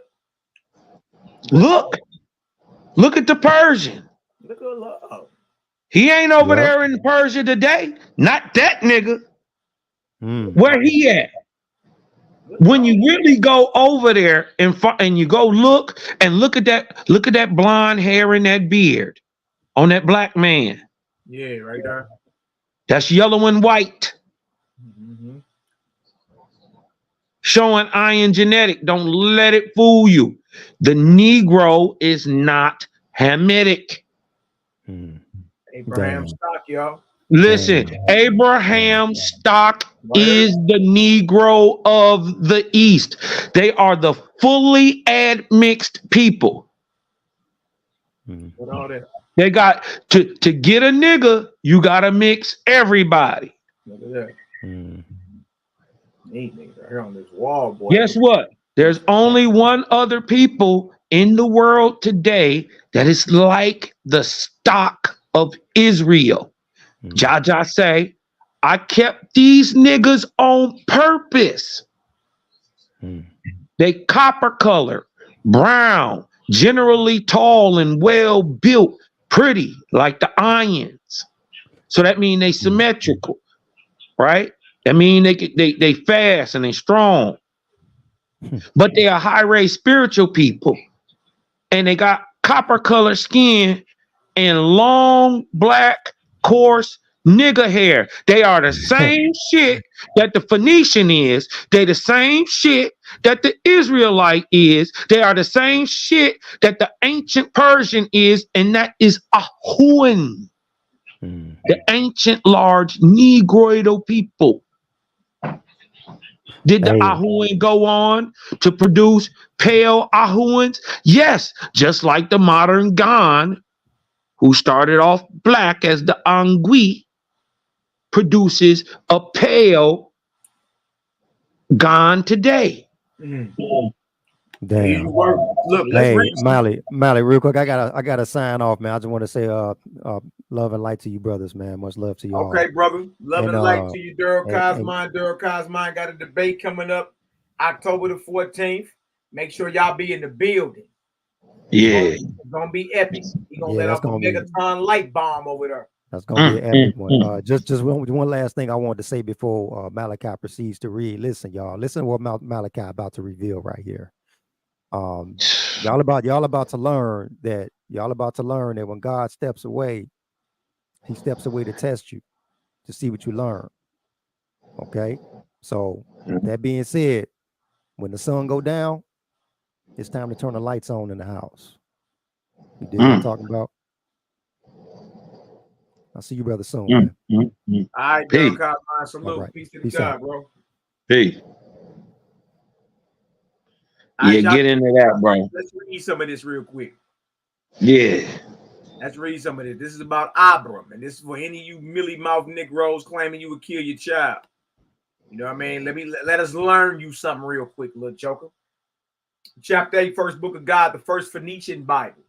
The first Phoenician Bible. Ooh-wee. Being of Abram, a man chosen by God for the children of Arabenia. Kyle P, what is Arabenia and where is that at? That is the land west of the Zagros, what we would call today the Middle East and continental Africa. Ooh, wee! Did that boy Zion Lex have the nerve to say that YHWH has nothing good to say about black folks and Africans? Nigga. we talking about 15-foot black Africans. It's safe to say that boy Moray title has been revoked, huh? I told you got to come see me. Yeah, his shit been revoked, bro. Like, and look, this shows that look, if you don't know nothing about YHWH, look, stop attempting to tackle it. Check in with the ones that's out here, really doing that so you can get some understanding before you jump out here and look silly. Look at this, y'all. Out of the host of Parse or Persia, the word of the people of who? Ooh, wait. Shem, right in your face with it. Persian stock. Shemitic. Who existed since the days of the flood came Abram, a man chosen by God in the Ark of Speda. That's how we know. This is 6,000 years ago, 3953 BC. A man chosen by God in the Ark of Speda for the deliverance of the faithless of Arabenia. If I ain't mistaken, Arabenia includes Africa as well, huh? Yes, sir. God said, because they have not raised up one out of the sons of Ham. One what, brother? A prophet. A man of light. Because they have not raised up one out of the sons of Ham, your name shall become Abraham. And it shall be testimony in thousands of years of my records in the libraries of heaven. Talk to us, Cal. That time is now. But they tell you that Abraham mean the father of many nations and all that. That's a lie. He is called Abra and Ham because he was sent, a Shemitic man, a Negro, was sent to the Hamitic people to raise up prophets and seers. It's funny that once we put things on a proper timeline, right? We don't get commonly what we call orishas, right? To roughly around a little bit before Egypt, let's just say 3300 BC. Okay. Abram was sent to raise up a people from the Hamitic people. Well, how do you do that, Cosmon? By sharing your genetics. So we don't hear of these great men. We don't even hear of Osar. We hear of the Orishas before we hear of Osar. So could it be, especially being that we know the Orishas are men, that these are ancient twisted up stories now in the Yoruba, right? now being of deified men, were really that first seed of the Persian Israelite Shemitic stock being passed into Africa. Because it's not till after 3953, circa 3300, about 200 years before Egypt, that we hear of the Orishas. But that the Orishas predate Osiris of Egypt. Wow, I didn't even know that. That's wild. Yeah, man, the Orishas old as shit. Damn, that is So crazy. So knowing Abram was supposed to come raise up prophets, how do you do that? Right. You gotta show your stock. You gotta show your stock. One capable of hearing that light, right? Right. You gotta breed them though.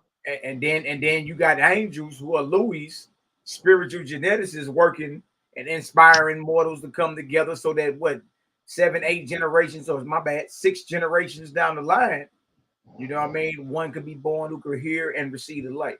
You know what I mean? That's cold. That's cold. Look at this right here, verse 2. And it came to pass that forgers and deceivers, not having the fear of the Creator before them, falsely gave the interpretation of the meaning of the words Abraham, not knowing in thousands of years that in so small a matter he would display the truth and glory of his revealed word. That's in today's time, huh? Look at this. Verse 3. God led Abram away from Hesser, his native place, where he was a maker of baskets, and took him to the ancient land of Ham, which had been destroyed by Drux before the flood, as the name signifies, after which God surnamed him Abraham and made him chief priest or chief rabbah over the faithfulness of Arabia. Look at this. Then it goes into his actual line and all that, right? Look at this verse 7, though. Look at this verse 7, so you can understand what we're talking about. All right. All that goes into Abram. Look at it. Abram was of pure blood. See, it tell you what Abraham looked like in a waspy. We got his physical description. Abram was of pure blood, and Ahuwan and the light of Suez had been with his forefathers and foremothers since the flood. And he was large and red like new copper, and had black hair and long beard, first to look upon, but his soul was gentle as a woman's. Abram could see without eyes and hear without ears, knowing things by the light of God which dwelt in him, for which reason God chose Abram to gather together the faithfulness in Arabia, which includes Africa, and the adjacent countries, even as he had appointed Po and Japheth, or China. Notice it says Abram, not only his physical description, but he has an ability called Suez. He's clairvoyant. He could hear and see the spirit realm and converse. So not only do we have his physical description, the line he come from, but it describes him. He was large and red like new copper. So he's copper. So he's copper skin, copper color. And look again. The whole skin color thing is for you low vibratorial. We just showing you that in Owaspy, if this is such a racist book like y'all claim, why is Abraham described as a brother with a skin tone like mine? I'm copper skin. He was large and red like new copper and had black hair. He doesn't have blonde hair. He has black hair and a long beard, first to look upon. And his soul was gentle as a woman. So now we understand, Abraham's line, his stock, the ability that he had. He was basically clairvoyant, right? And we have Abraham's physical description. If y'all understand that, give me a 4 up in the chat. Bless up. Let's jump down. Let's jump down to chapter 9. That's a Waspy's image. Abram. Chapter 9. And we about to jump right down into the meat of this. All right.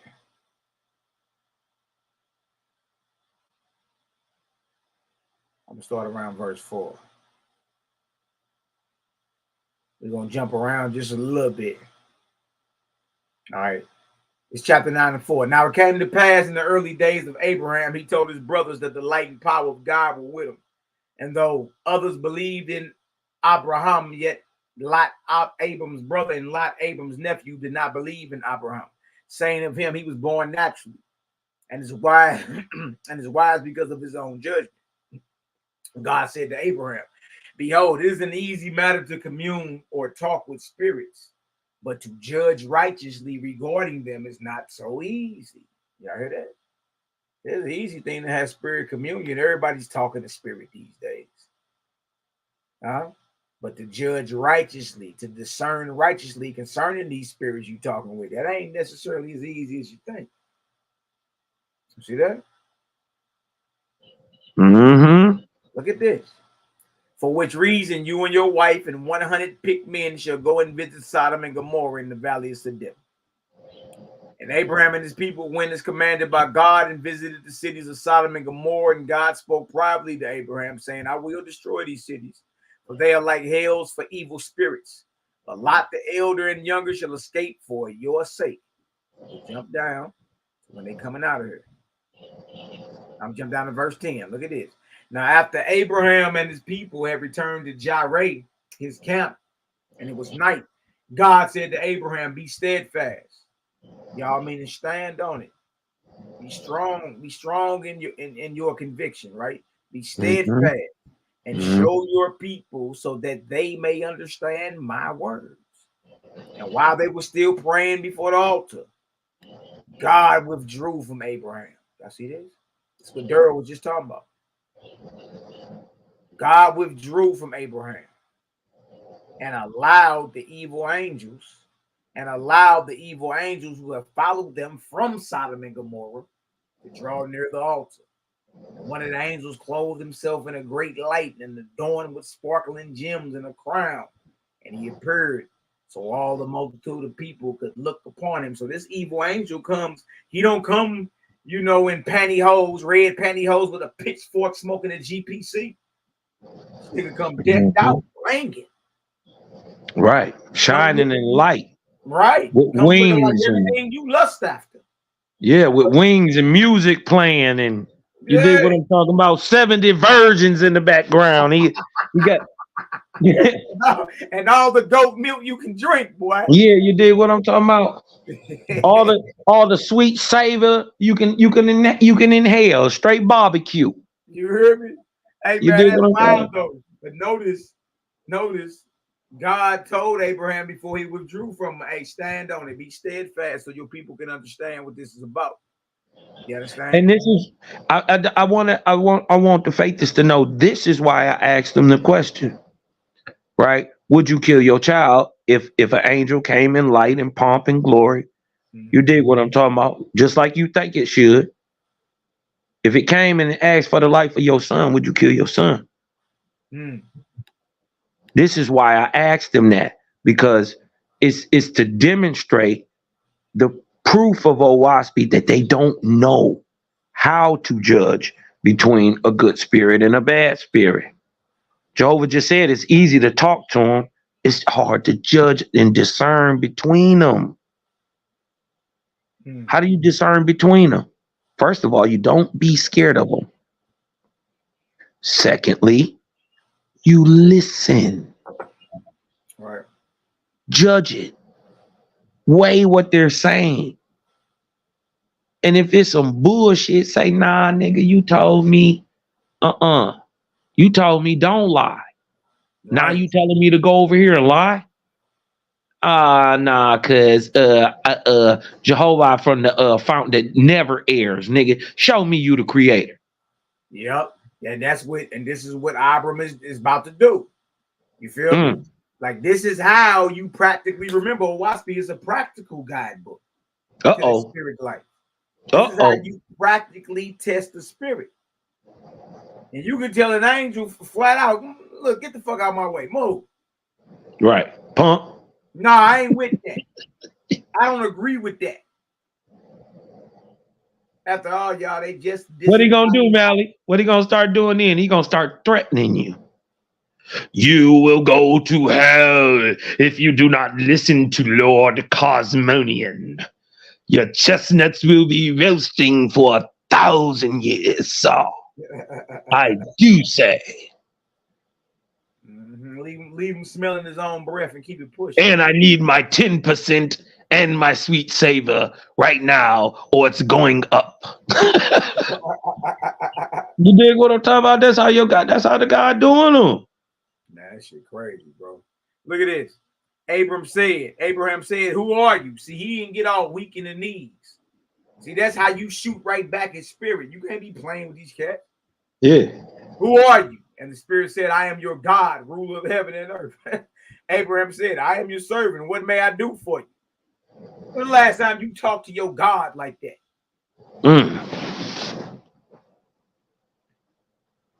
What may I do? Be every day.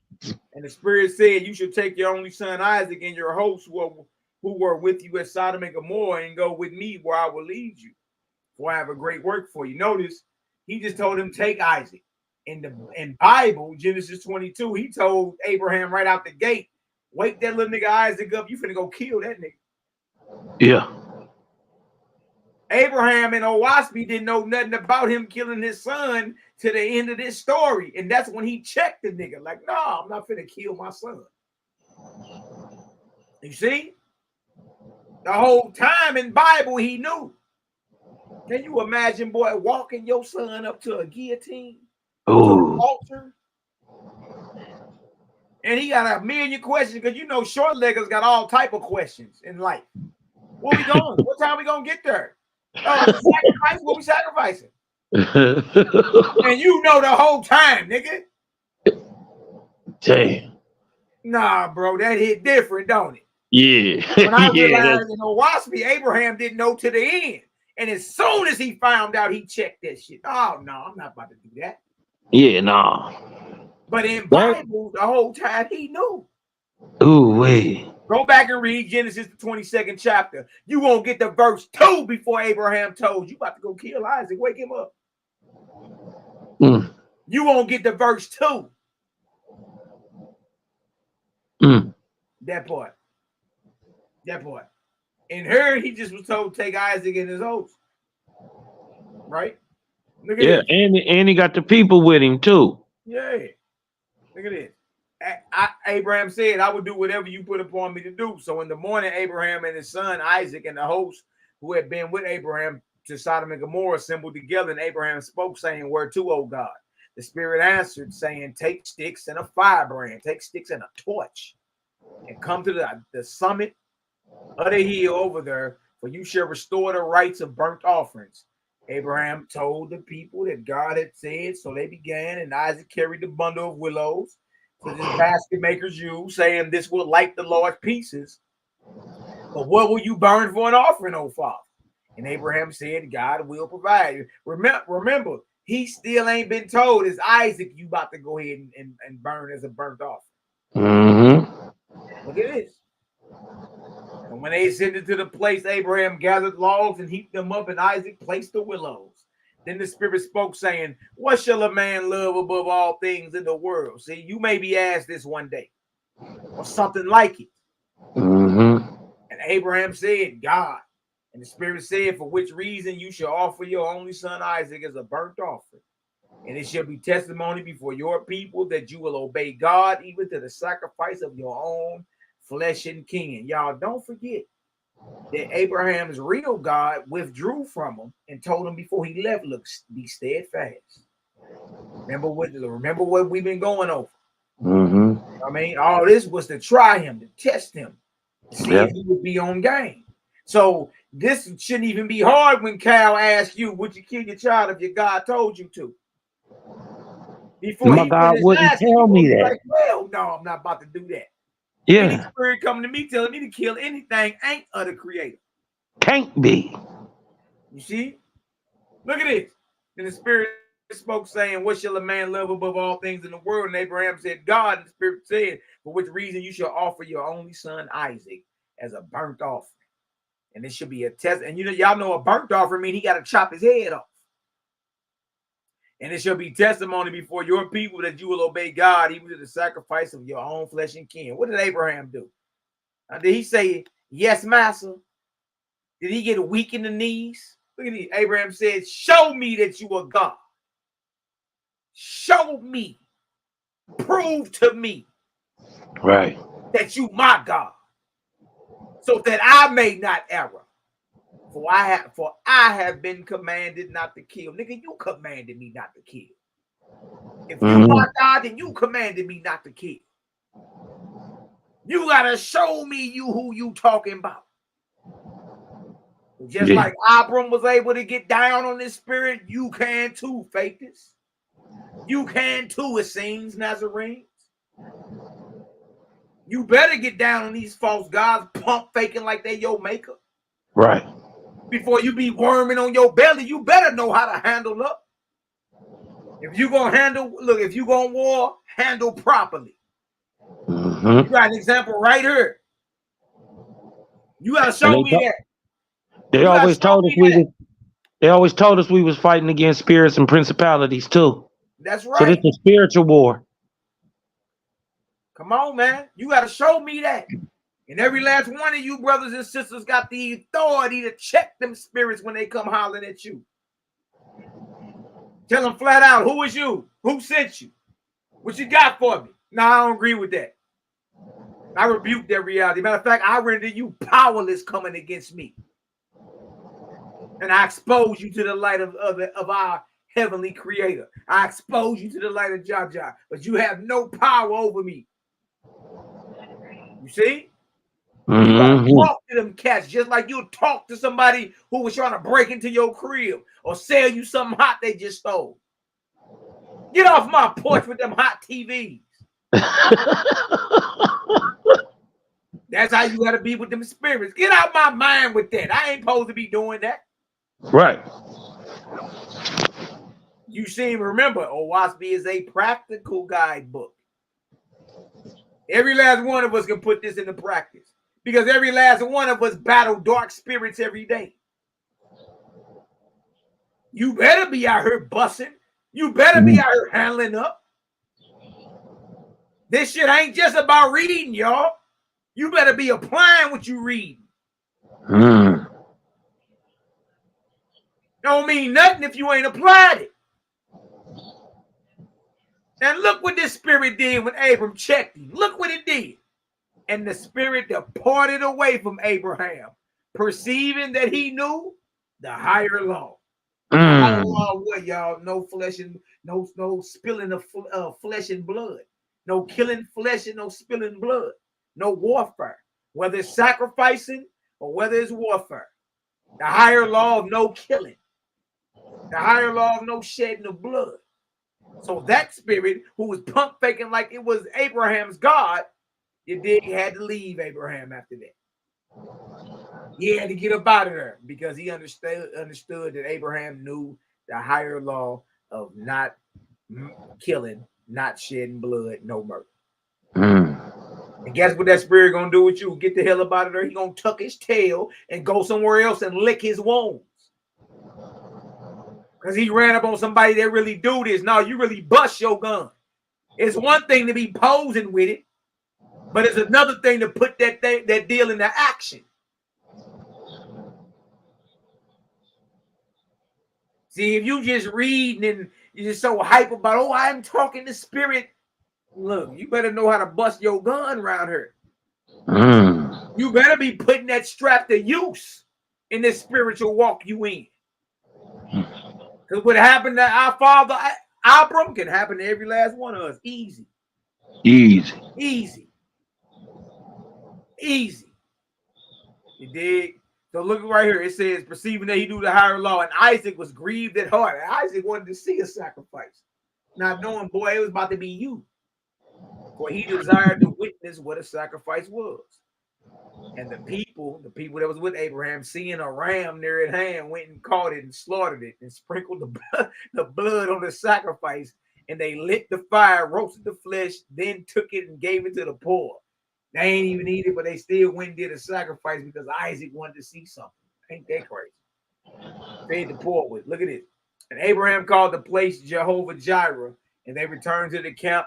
And Abram, being moved by God, spoke before the people. Now look at now Abraham about to teach us about his experience he just had with an evil angel pump faking like he was Abraham's God. Don't you think we need to know this? After all, we just showed you every Israelite that we done debated said they would kill their child if they God told them to.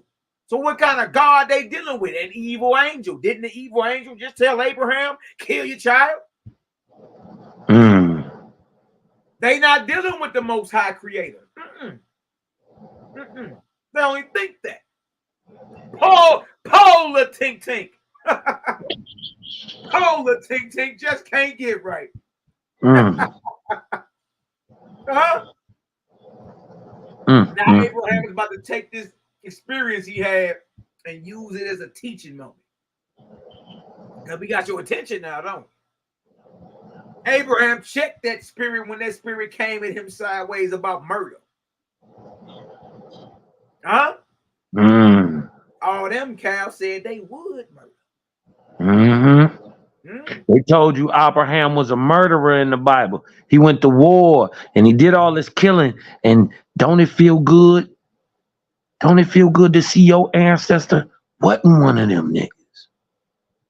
He wasn't a loaded. He didn't like the Moses in the Bible. They say he looked left, looked right, and stashed the nigga body in the dirt. Killed the nigga.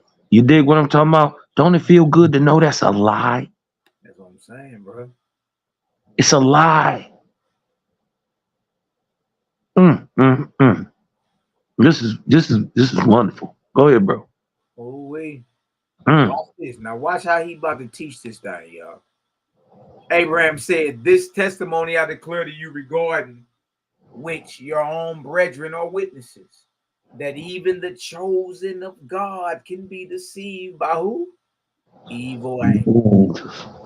And here you go the whole time thinking that's the creator that told Abraham in Genesis 22 to kill his son. You thought that was the creator the whole time, and a waspy just came and blew the cover off that, snatched the draws off the false deity, false God. That's an evil angel. That wasn't the creator told Abraham to sacrifice Isaac. No. Polar tink tink just can't get right. No.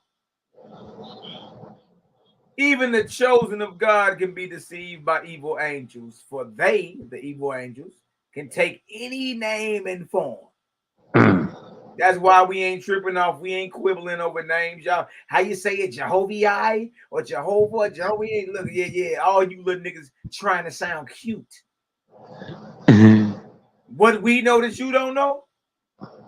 An evil angel can come in the very name you praying in, nigga.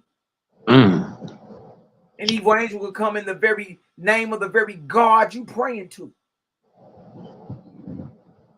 Because after all, if you're praying to a God or worship a God, that God is false. Period. No. God is your brother. The creator is your father. God is your brother. I'm going to worship a God that made God a man. Peace, God. God can be deceived by evil angels, for they, the evil angels, can take any name and form, and having no fear of God before them, declare falsehood for truth. Darkness for light. For light.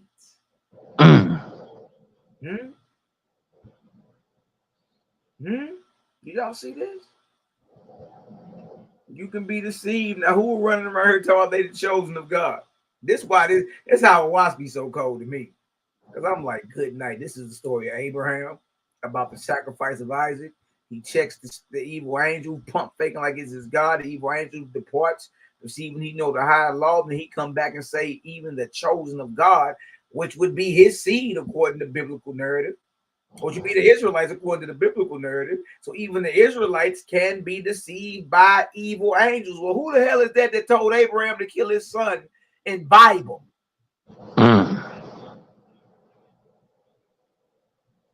For the evil angel can take any name and form, and having no fear of God before them, declare falsehood for truth and darkness for light. And also, as you have seen, the evilest of cities, even as well as the purest, may be the abiding places of angels. Yeah.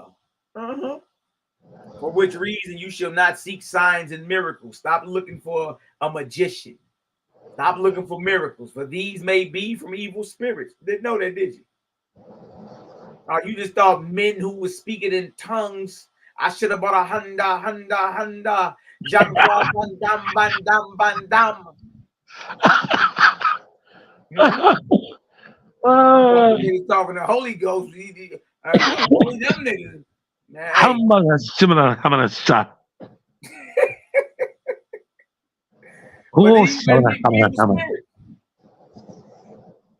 Even though they show their bodies or converse learnedly, it is not in the power of man to know by words and signs or by oaths and promises what is truth, man. Flat out.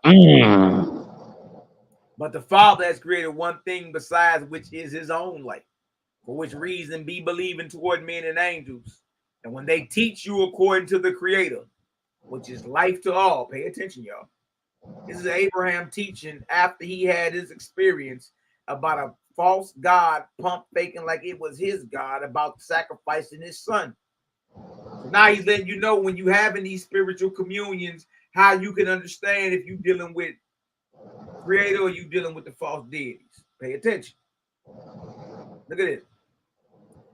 It says right here, believing toward men and angels, and when they teach you according to the Creator, which is life to all and happiness to all, without sacrifice to any, they are holy.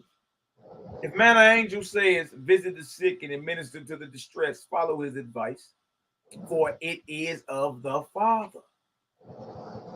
Nothing wrong in that, right? So now you know when, because everybody today done opened up their chakras and they talking to spirit guides and all that. How you know that ain't no evil angel? Yeah, how many times you done heard, the ancestors in the last 4 years? Yeah. Oh, I'm talking to the ancestors. No, you talking to a Druja. That's what you doing. You dig what I'm talking about? And they got you tricked.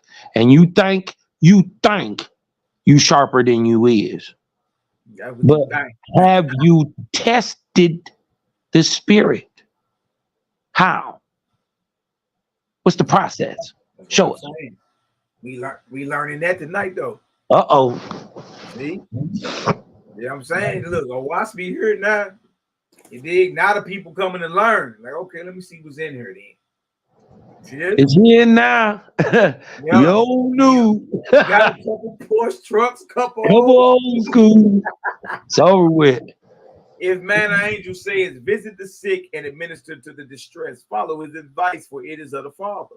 But if man or angel says, do this and you shall have profit or glory or applause, do not obey him, for he advises for yourself and not for the brotherhood of man. Wow. Not of God. Look at that, boy. How many of y'all done had conversations with your ancestors or your spirit guides, but it was all about you, all about self? It was nothing about the advancement of mankind or the brotherhood of man. Who you been hollering at? Who you been praying to? Do you know?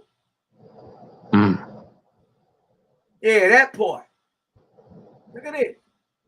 Look what these spirits do. See, watch me put you on game. Put you on spiritual. Look, it takes the spiritual blinders right off. You can look wherever and see where all the false deities are at, all the false gods. You can tell. It's easy now. Gamma ray vision. Look at this. For spirits will come disguised as your fathers and mothers who are dead, professing love and profit to you. Look at this. Do not believe them, except when they teach you to sacrifice self for the good of others. So you can be in communion with your ancestors and all that, but you need to be listening to the message. That's right. If the message ain't about sacrificing yourself for the advancement or the betterment of others. If it ain't about something on those guidelines, then guess what, y'all? You dealing with an evil spirit disguised as your fathers and mothers. So you don't think these spirits play games? These niggas play games, deceive, trick, be scandalous on and all that. Look at this. The wicked in heart having profited in herds and in gold and silver. Yeah, he got his bag up, huh? Look what he say. He say, behold, God has blessed me. But I say to you, they are cursed. Ooh. Ooh. Ooh, and not of God. As he gathered you together here because you were rich. But remember, this is Abraham talking, y'all. See how quick some of us forgot. We reading the words of Abraham. After he had his experience with a false God. A lot of us forgot that quick. This is Abraham talking. Look what he's saying. Has he gathered you together here because you were rich? You were slaves and in poverty. What you mean this message ain't for you, so-called black man, woman, and child of America? Look what Abraham is saying. You think God gathered you here because you rich? You think the creator put the creator gang together because we rich? You were slaves and in poverty, sick and in bondage. What are you talking about? Where's the white supremacy at? Where's the racism? Then don't forget, Abraham is a copper-colored man, large with black hair and a long black beard, and first to look upon. Abraham looked like YAHWH around this mother. Dreadful Cosmon when you look at it. Huh? Look at Abraham said, look, the creator ain't gather you because you rich. You were slaves and in poverty, correct? Still in poverty. Can relate to that. Sick and in bondage. Huh? And he came and delivered you. Be like him. Be like him and he will abide with you. See, he said a person that's running around here so focused on their bag and you believe this is God bless you. He's like, nah, you curse. Because the gathering of your creator ain't got nothing to do with your material possession.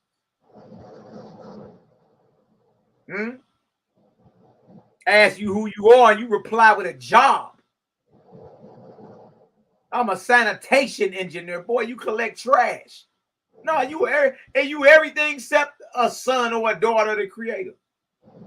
Oh, I'm a mechanic. Oh, I'm a rapper. Oh, I'm this. And that. I asked you who you are, not what you like to do. Look at this. If a man comes to you saying, behold, this is my coat, give it to me. You should say, prove yourself as to who you are. If a man comes to you saying your herd is going astray, you shall not say to him, prove yourself as to who you are, but go and see after your herd. If a spirit says, remember, a WASP is a practical guidebook to the spirit life. Huh? If a spirit says, behold, I am your father, say to him, it is well, that's good. What do you want? This is how you respond in spirit. When these spirits come holler at you and you have visitation, shoot straight. This is what Father Abram is saying. When you have these visitations, for one, don't be scared and shoot straight. Why you think we on Zion Lex head? You're lying. You wouldn't last a nanosecond in this spiritual walk, boy. Why you think we on Naphtali head, girl? You're lying. See, to be like this, you got to shoot straight. Even if a spirit comes to you and tell you that your loved one, you both to say that's good, what you want. Huh? And when he answers you, consider if his words are of God, which are for the glory of the creator.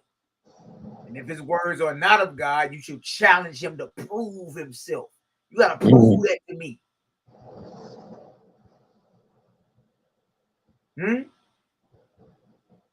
Definitely not gonna take your word for it. Man, flat out, bro. Look at that. Now, look, you got that authority, though. That's why you can't be afraid. You supposed to challenge. Look, Abraham tell you, challenge them spirits when they come holler at you about that your God and all that. Challenge them. Prove that to me. Hey, I'm your father. Good, what you want? Because the whole time you supposed to be tripping off the message. See? Verse 11. I'm going to read a couple more. We're going to close out. As God is captain of heaven and earth to all righteous souls, so is there a Satan who is captain over evil spirits.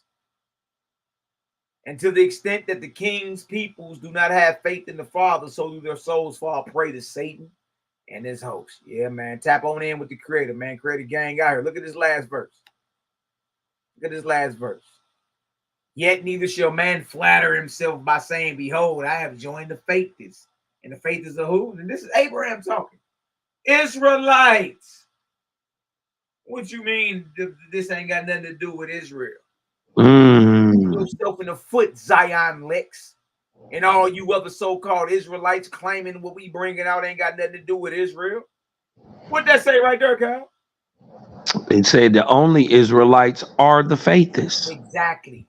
Exactly. What y'all holding on to ain't the Israelite history. Nope. That's cold. You holding on to Levitican history. Yeah, we the only real faithists or real Israelites, the faithists, the worshipers of the Great Spirit. Facts. That's cold. Look at this, y'all. Yet neither shall man flatter himself by saying, behold, I have joined the faithists or the Israelites. My soul shall escape hell, for in that day and hour God may be putting him to the test. Part is for good works and holiness. 4, because you profess God, you are doubly bound. Y'all hear this? When we profess, we doubly bound to practice godliness in our behavior toward men and angels. Dang. Bag drop, boy. Bag drop, boy. Bag him down. Bag him down like they little boys, Cal. What they talking about? Man, not a damn thing. They ain't talking about nothing. They ain't got to talk about nothing. They listen. They are not this high vibratory, especially not at 1:38 a.m. They are way behind. But that's not to say that we're not here to try to help you help yourself. Right. Because I'm not gonna do your heavy lifting for you. I'm just not gonna do it. Right. But I'm gonna show you every way to do what you want, what you need to do. And a lot of that is just about knowing and perception. Because there's a truthism that says if you knew better, you do better. True. For real, when you know better, you do better. Facts. Generally. Yeah. You know what I mean? So, with that being said, man, y'all go over there to Cosmo Cal TV. Y'all sub, like, share, and sub, like, share, Shalom, sub, like, share, Honor and Humility. The what's the sister's channel called? The Nazarene Sister Faith Nazarene. I think they changed it with you know what I mean? Create a Gang TV, like, subscribe, share. Yep. Create a Gang TV. Food of Goat, like, subscribe, share. Sister Sophie Dragon Lotus, like, subscribe, share. Yeah. We out here, man. We making a lot of moves. Brian Jogi, you know what I mean? Yep. Like, subscribe, share. They got the podcast, the Dready Yo podcast coming. You know what I mean? But we out here. And look, we inspire. We the ones telling you not to kill your child if a God told you to. We the ones telling you not to go to war.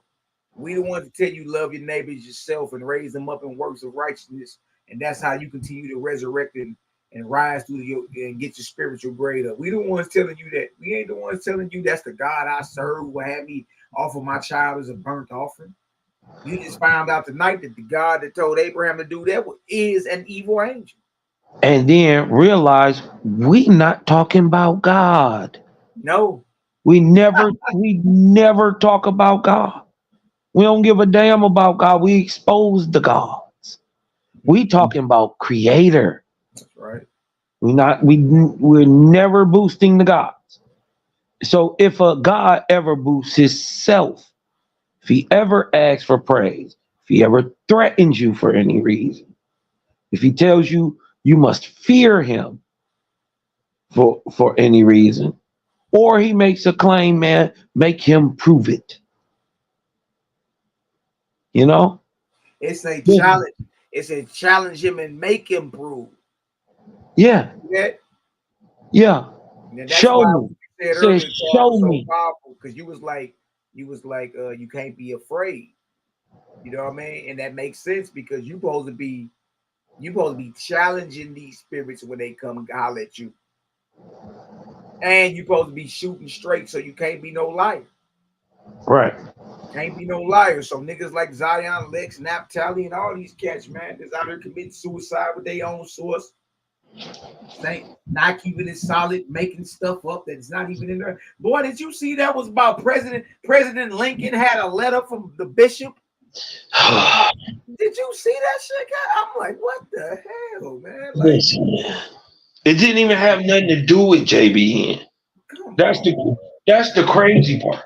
Yeah, it's recounting a real historical event.